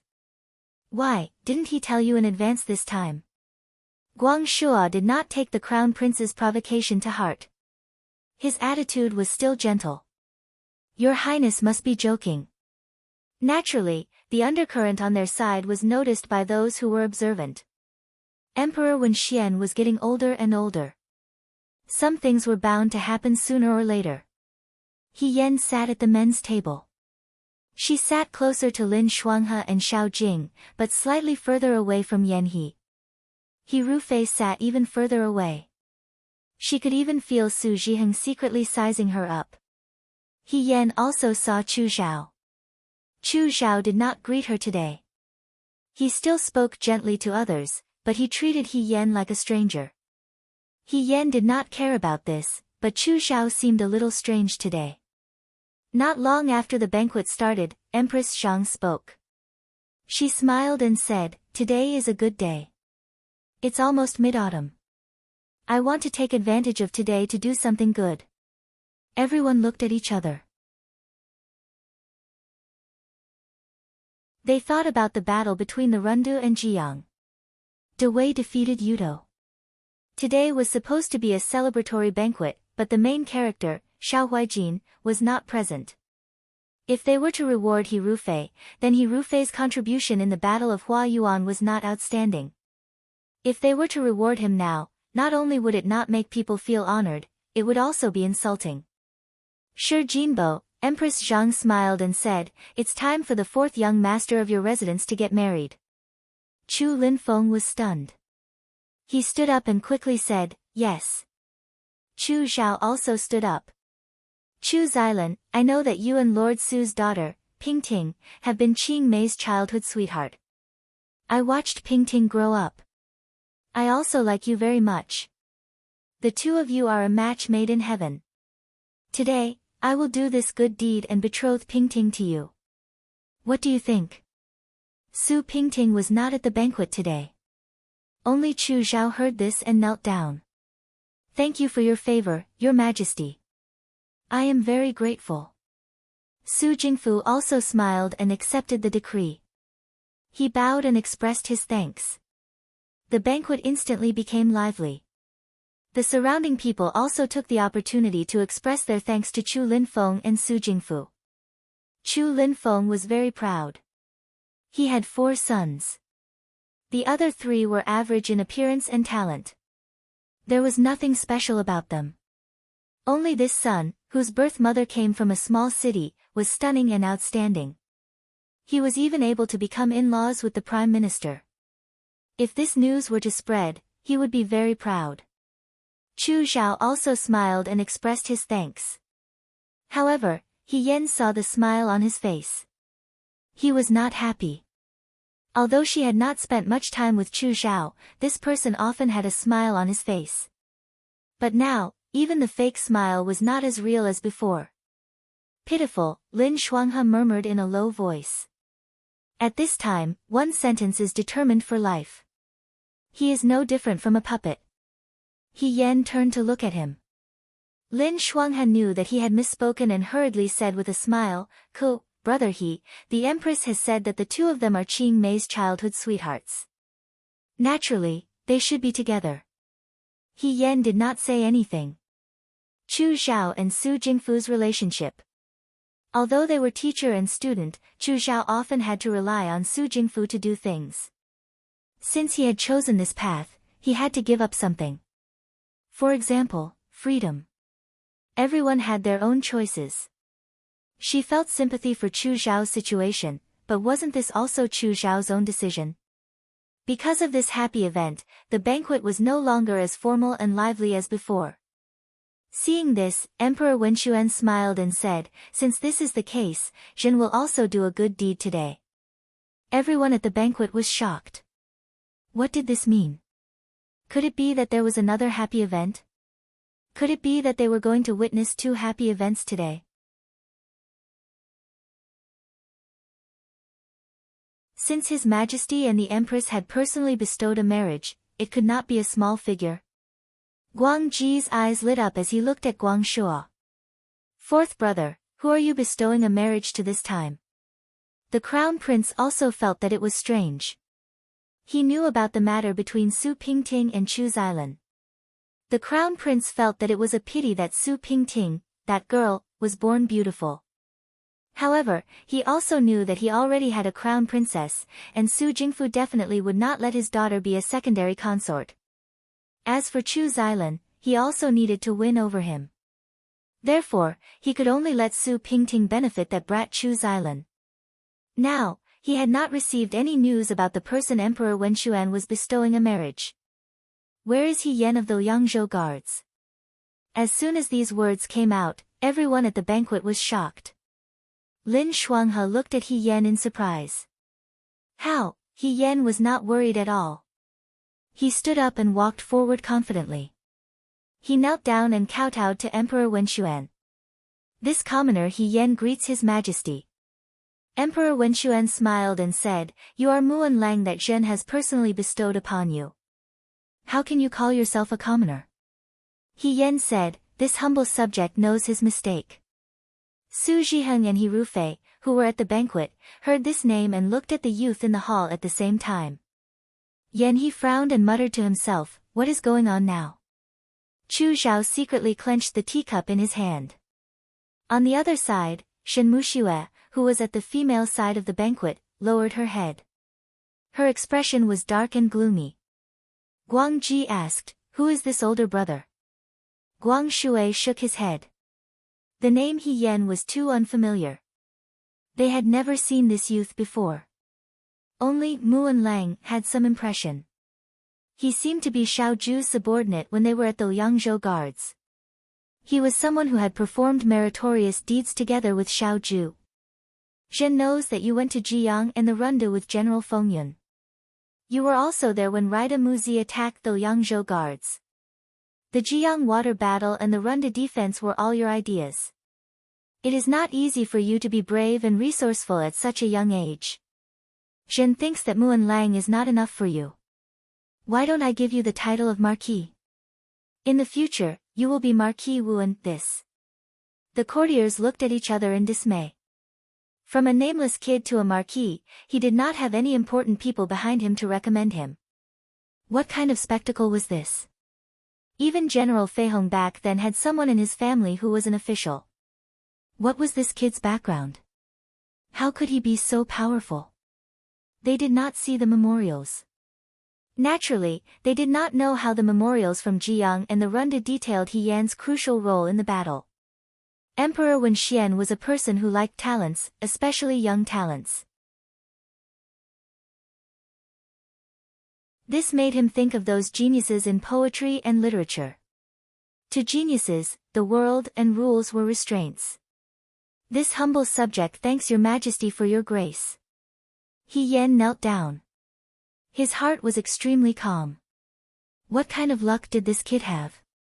Yan He gulped down the tea in his teacup and said gloomily, He rose faster than me.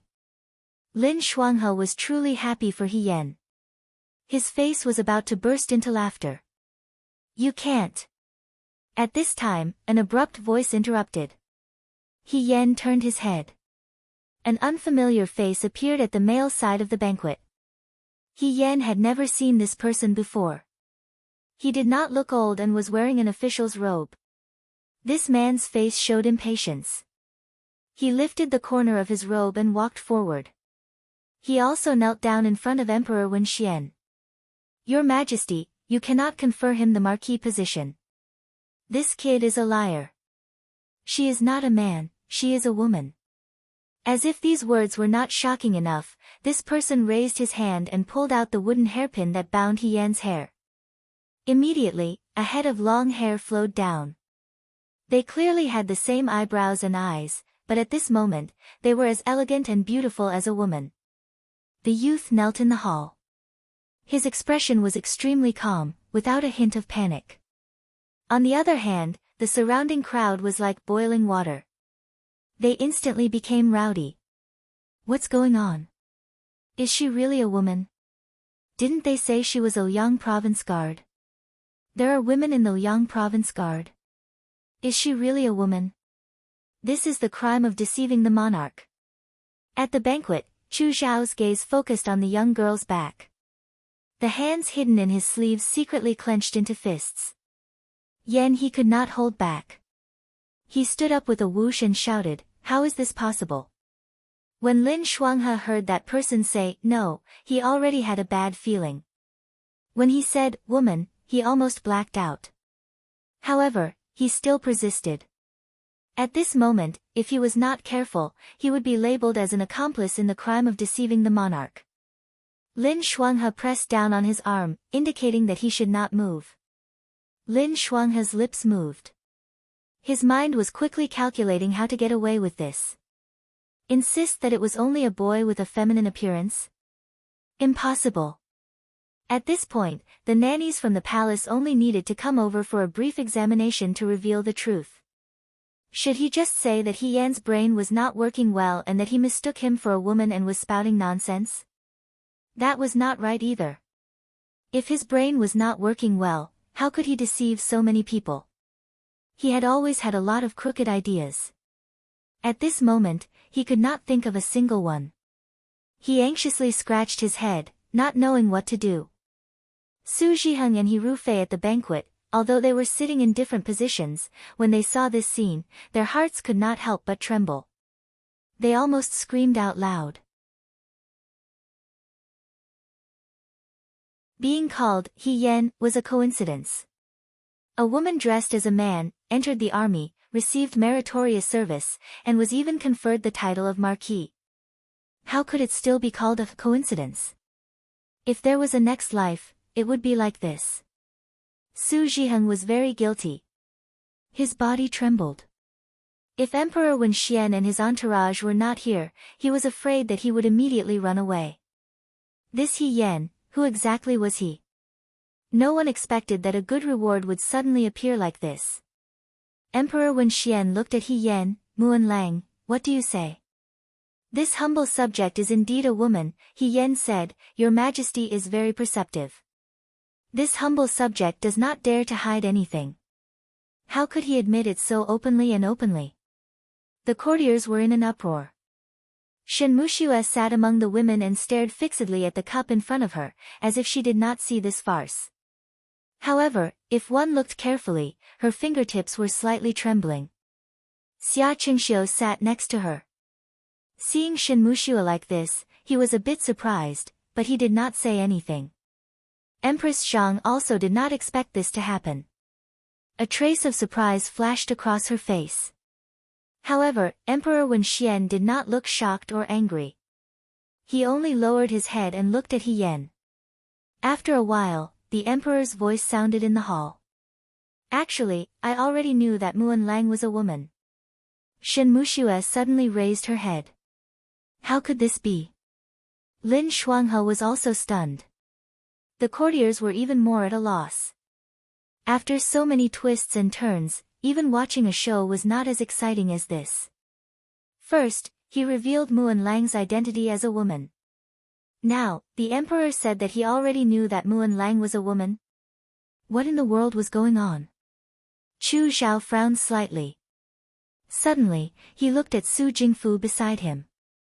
Su Jingfu had a kind smile on his face. He did not look surprised. Chu Zhao's thoughts flashed. He seemed to have caught a glimpse of something. It was Empress Xiang who opened her mouth and broke the silence. "Your Majesty, you mean," the eunuch outside said loudly, "General Fengyun has arrived." He Yan's heart skipped a beat. Why would Xiao Ju come? Didn't he leave the city? Wouldn't he come today? Emperor Wen Xian laughed. What's going on? Let beloved official Xiao say it herself. He Yan's heart trembled. This seemed to be different from what she had expected. Why would Xiao Ju be involved in this? She clearly did not mention Xiao Ju at all. Why did Emperor Wen Xian's words mean that it was related to Xiao Ju? Someone walked into the hall. The young governor had changed into a black court robe embroidered with gold.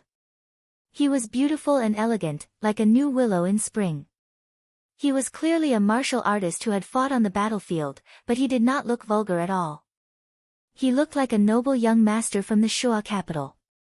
The officials here paled in comparison. Shen Muxue stared at Xiao Ju. Xiaoju walked to He Yan's side and knelt down. From the official's point of view, she and He Yan looked like a young couple who were kneeling down to greet their new wedding. Beloved official, you may rise. Emperor Wen Xian glanced at He Yan. Muan Lang, you may rise too. He Yan and Xiaoju stood up. Lin Shuanghe gripped the fan in his hand so tightly that it almost broke. He knew that since Xiaoju had appeared, she would definitely protect him. However, how could he let He Yan escape unscathed? Miss He is this official's fiancé, he said. I was afraid that war would be unpredictable in Liangzhou. I could not bear to part with her, so I brought her with me. However, I did not expect Miss He to be so smart and brave. As a woman, she was able to achieve as much as a man. Huaijin did not dare to deceive your majesty. He had already secretly reported the truth to your majesty a long time ago.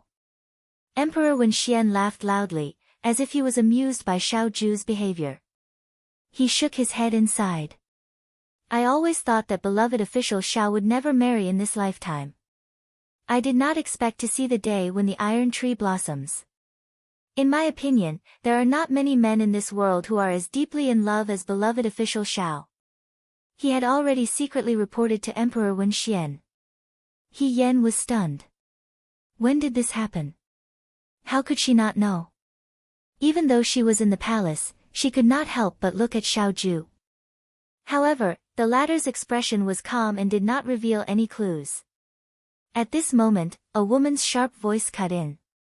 Liar. Shen Muxue sat on the female side of the banquet. She looked at He Yan with a gaze that was like a thorn, almost piercing through He Yan's entire body. Her voice was not as gentle and sweet as before. It was like a pot of boiling water, sharp and hoarse. When did military governor Xiao have such a fiancé? Why did we not know? Everyone in the Shuo capital knew about Shen Muxue. However, when they thought about it, it made sense. When did Xiaoju have such a fiancé? Why was there no news at all? Xiaoju coldly stared at her. Shen Muxue could not help but shiver. She is indeed not my fiancé. He Yan was stunned. In the next moment, the young man's cold and slightly deep voice sounded. It carried an unquestionable certainty. She is the scene in my eyes, the things in my heart, and the person in my heart.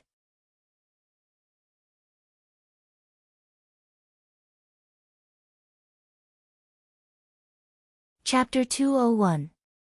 Everyone in Dawei knew that the commander-in-chief of the Right Army, Xiaoju, was well-mannered and well-versed in both the pen and the sword. When he picked up a sword, he could ensure the safety of an entire area. When he put down his sword, he was still an elegant young master. The heavens favored him by giving him good looks and good martial arts skills. Unfortunately, he was too cold and ruthless. As for who he would fall in love with, it was just a dream. Not to mention his temperament, he had already grown up to be so powerful. In this world, what kind of woman would he fall in love with? After all, the high and mighty fairy Shen Muxue had followed him for so many years, but she had never gained anything from him. Now, he heard the words, sweetheart, from this person's mouth. He Yan was in a daze. The officials were also in a daze. Even the emperor on the high seat was stunned. It turned out that the famous second young master Xiao could be so gentle when he thought of his sweetheart.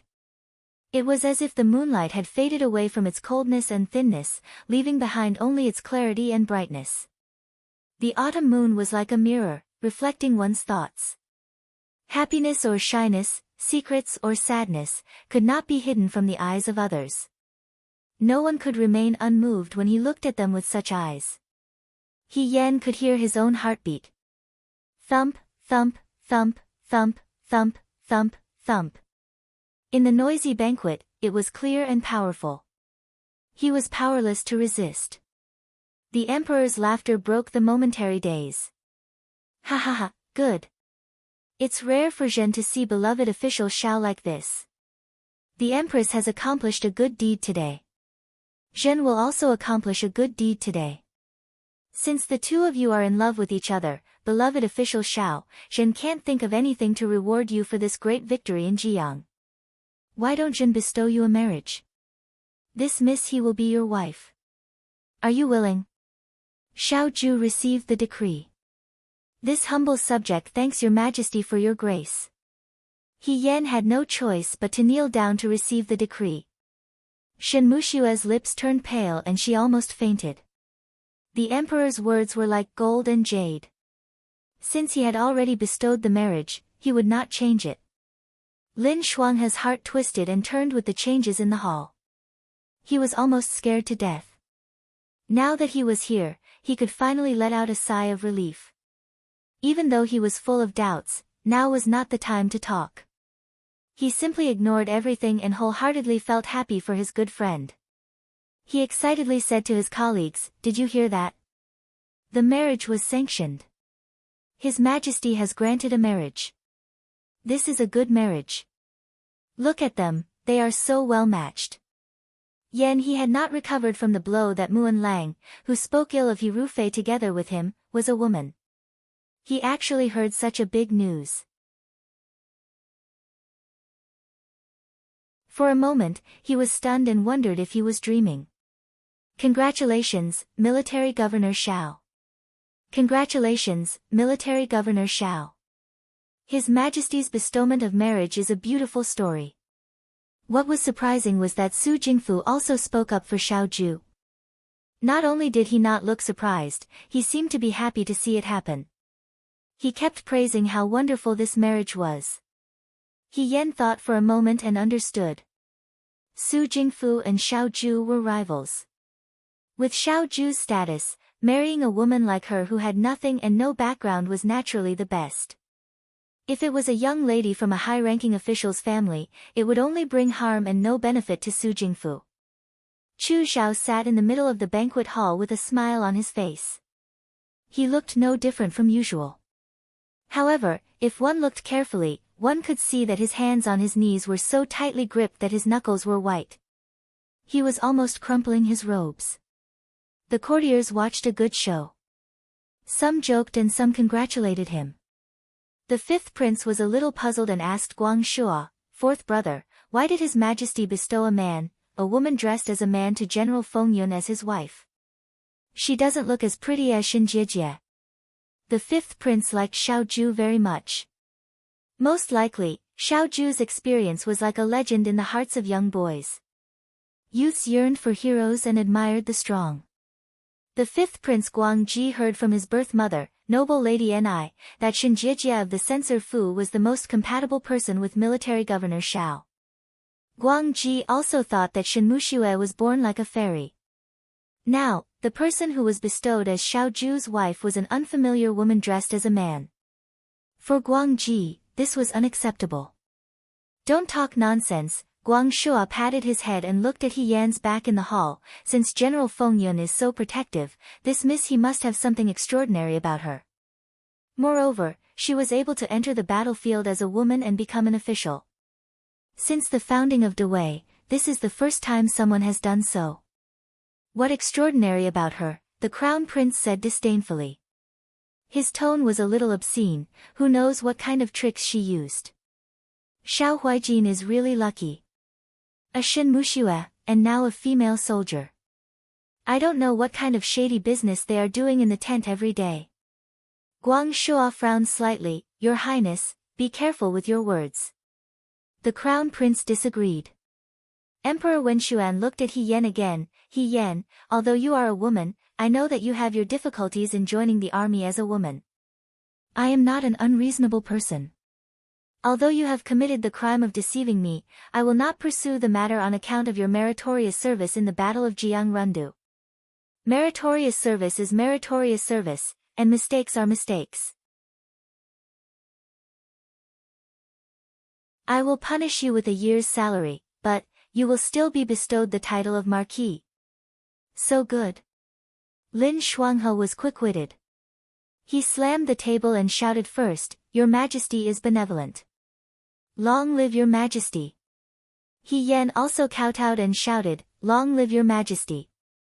In an instant, a large number of courtiers knelt down and shouted, "Long live your majesty." Emperor Wenxuan became a wise ruler and thought that he had accomplished a good deed. He was a little smug after being praised and sat on the high seat with a smile. Empress Zhang frowned without batting an eyelid. Noble Lady Ni's probing gaze swept over He Yan.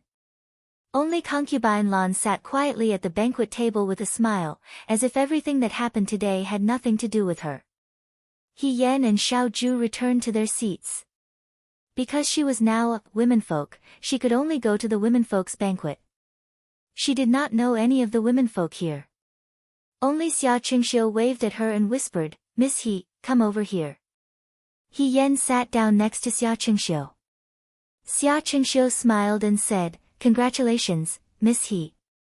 She smiled and returned the greeting. The sure too in her heart was finally relieved. At least she could openly appear in De Wei's court under the name He Yan. She had succeeded in her first step. Although she did not know why Xiao Ju was involved and caused such a result, at least for now, there were no negative consequences. Of course, except for the two of them. He Yan's gaze swept across the banquet table. The seats of the womenfolk and womenfolk were facing each other. Her gaze accurately captured Su Zhiheng, who was sitting in the corner and secretly peeping at her. Su Zhiheng was very uneasy. This uneasiness reached its peak when He Yan's identity was revealed. He did not know what was going on. How could a dead person, a person who had been buried, whose corpse might have rotted into mud, appear in front of him again? This woman, who was also called He Yan, did not resemble his deceased wife at all. However, her every movement and expression overlapped with the He Yan in his memory. Especially when he peeped at her, she would also look at him across the crowd. Her meaningful gaze made his heart palpitate. Who exactly was she? Su Zhiheng did not believe in ghosts and gods. Every year, he would pray for blessings and burn incense in the temple. He was the most impatient. When he was young, his teacher always said that one should fear ghosts and gods. However, he always thought that if ghosts and gods really existed in the world, there would not be so many things that could not be done. When they were alive, they could not fight. How could they become fierce after they died? But, He Yan was not killed by him. Su Zhiheng's heart felt cold. He Yan was going to die. This was the ending that the He family had prepared for her. The one who gave the order was He Yuansheng, and the one who did it was He Rufei. He Wanru was an accomplice, and he just did not say anything. Even if the evil ghost came back for revenge, shouldn't the He family be the first to take revenge? Why would they look for him? He gathered his courage and looked at He Yan again. However, he saw that the woman had already turned her head and was talking to Xia Qingxiu. It was as if the gaze just now was just an illusion. Su Zhiheng looked at He Rufei again. They were grasshoppers on the same rope. If He Yan really turned into a ghost and came back, she would definitely not let He Rufei go. As if sensing Su Zhiheng's gaze, He Rufei looked over. He frowned and slightly shook his head at him, indicating that he should not be too obvious. In the imperial court, the two of them always interacted with each other indifferently to avoid being discovered by others. Su Zhiheng was burning with anxiety. However, the banquet was not over yet, so he could not leave without permission. He could only lower his head and continue this long and nauseating celebration banquet, as if he was sitting on pins and needles. Emperor Wenxuan was very happy and drank a lot today. He had been on the throne for many years and did not have much talent in politics. In the first few years, it was okay. He worked hard day and night. Later, he felt that he really did not have any ability and simply became lazy. Although he was not outstanding, he was not an incapable ruler. With the court officials looking after him, nothing major would happen. Until Su Jingfu's power became greater and greater. Many officials secretly reported to him to be wary of Prime Minister Su. Emperor Wenxuan did not know that this was inappropriate. However, he had relied on Su Jingfu for many years. If Su Jingfu was not around, he would not be able to find someone to replace Su Jingfu. Moreover, Su Jingfu's status was not low. If something happened to such an important official, the imperial court would definitely be in turmoil. Although he did not have any talent in politics, he had seen the same thing happen when the previous emperor was alive. However, as long as one was human, they would have their own selfish motives. He turned a blind eye to Su Jingfu's actions. Su Jingfu covered the sky with one hand and affected the interests of many people. Gradually, Emperor Wenxuan knew that behind his back, there were people who called him an incapable ruler. However, they did not know that when the water was too clear, there would be no fish. Governing a country was different. Even as the emperor, there were times when he could not control himself. Xiao Zhongwu's defeat, Yudo's restlessness, the crown prince's tyrannical and immoral behavior, all kinds of messy matters came one after another, giving him a headache. However, tonight, he did something that everyone praised as right. It was not easy. Emperor Wenxuan was happy from the bottom of his heart. Tonight, at a banquet, the two most promising people in the Shuo capital were both bestowed with marriage. Originally, Chu Zhao and Su Pingting's marriage was the Chu family's way out of their league. However, now that Xiao Huijin's marriage was announced, Chu Zhao's marriage was not so surprising anymore. Everyone whispered to each other. Where did He Yan come from? Xiao Zhongwu's eldest son, Xiao Rubi, did not care about the opinions of outsiders and married a concubine's daughter. His youngest son, Xiao Huijin, was even more extreme. No one had even heard of his name. Could it be that his family did not even have an official position?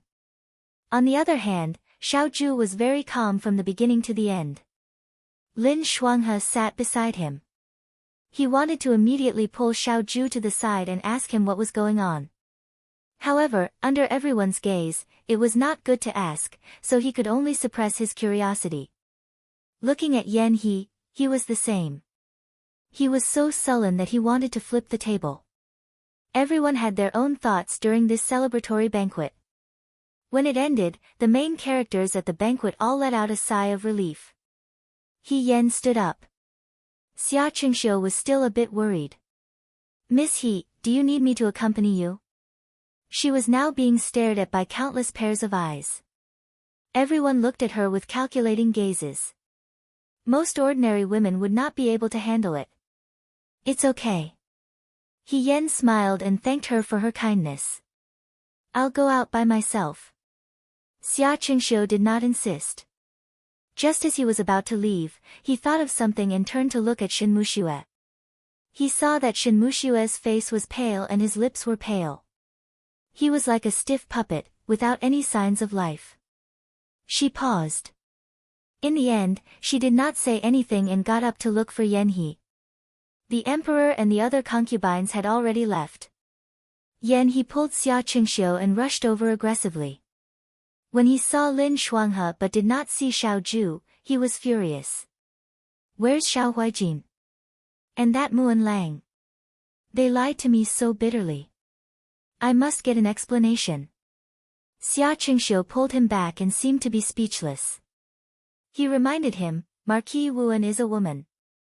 You should watch your words. Have you seen a woman who can chop off several heads with a knife? Yan He shouted, I don't care if they're women or not. Are the two of them playing with me? I'm about to become an idiot. Xia Qingxiu. Be careful. Father is here. What if he hears you? Xia Qingxiu's father, Lord Xia, was looking in their direction. Yan He was shocked. He coughed softly and lowered his voice. His face was still angry. He clenched his fist and asked, where are the two of them? Lin Shuanghe spread his hands. They left. Left? Yan He widened his eyes in disbelief. When? After the emperor left, the two of them left. Lin Shuanghe waved his fan. They just got married and will be husband and wife in the future. Why are you, an outsider, interfering? Lin Shuanghe glanced at Xia Qingxiu and said with a smile, could it be that you still haven't given up and want to move Mimi He into your tent? He Yan's identity had been exposed anyway, so he might as well openly call her Mimi He. He was so angry that his face turned green. Don't talk nonsense. He looked at Xia Qingxiu, who was smiling but not speaking, and emphasized in a low voice, I'm not familiar with Muan Lang at all. Then you should go back early. Lin Shuanghe patted his shoulder. On the day of their wedding, I'll definitely invite you to the wedding banquet. Don't worry, don't worry. After he finished speaking, he walked away while humming an off-key tune. In a courtyard somewhere in the palace, weeds were overgrown. It was already autumn, so the flowers and leaves had withered. There was no sign of human habitation here, making it seem even more desolate and lonely. A bright moon shone on the eaves, causing the courtyard to be filled with white frost. The person in front stopped, and the girl behind him stood still. Puzzled, she asked, where is this place? It's an abandoned side palace, Xiao Ju said, there are people guarding it, so no one can come in. The palace was huge, and it was He Yan's first time entering the palace, but Xiao Ju wasn't. It was normal for him to know about the secret passages. Seeing that there was no one around, He Yan was slightly relieved. He looked at him and asked, Commander-in-Chief, what's going on? Why did the Emperor say today that you had already told him my identity? Xiao Ju said calmly, didn't you give Xiao Shiming a letter? He Yan was shocked, how did you know? He didn't answer, but He Yan understood. Xiao Ju had many capable people under his command. Not to mention entering the palace, he probably would have fallen into Xiao Ju's hands before he even entered the palace. Why did you write a letter behind my back? Xiao Ju asked. He Yan smiled bitterly, I always felt that my identity couldn't be hidden for long. Rather than someone revealing it at some point, it's better to prepare myself in advance. Moreover, once the crime of deceiving the Emperor is announced, won't you also be implicated? Before she left the Rundu, she had asked the county magistrate of the Rundu to deliver a letter to the Emperor. After the battle in the Rundu, the city officials would record the ins and outs of what had happened in a memorial and present it to the Emperor. The letter in the memorial would expose He Yan's identity. However, at the same time that she revealed her identity as a woman, the people of the Rundu signed the letter. He Yan had never met Emperor Wen Xian, but he had always heard from Lin Shuanghe that Emperor Wen Xian was a mediocre and soft-hearted emperor. Sometimes, as long as Su Jingfu didn't fan the flames, he actually had the rare sympathy and compassion of an imperial family. When the late emperor was still alive, a minister made a mistake and the people petitioned. The late emperor was grateful for his past merits and pardoned the minister's death sentence. Emperor Wen Xian worshipped his father the most in his life. He would deliberately imitate the late emperor in many things. Therefore, when Zhao Shiji's petition was presented, Emperor Wen Xian hesitated. What's more, He Yan's contributions were beyond doubt. In the Battle of the Liangzhou Guards, the Battle of Jiang, and the Battle of the Rundu, her merits in each battle were worthy of praise. In comparison, dressing up as a man wasn't a big responsibility.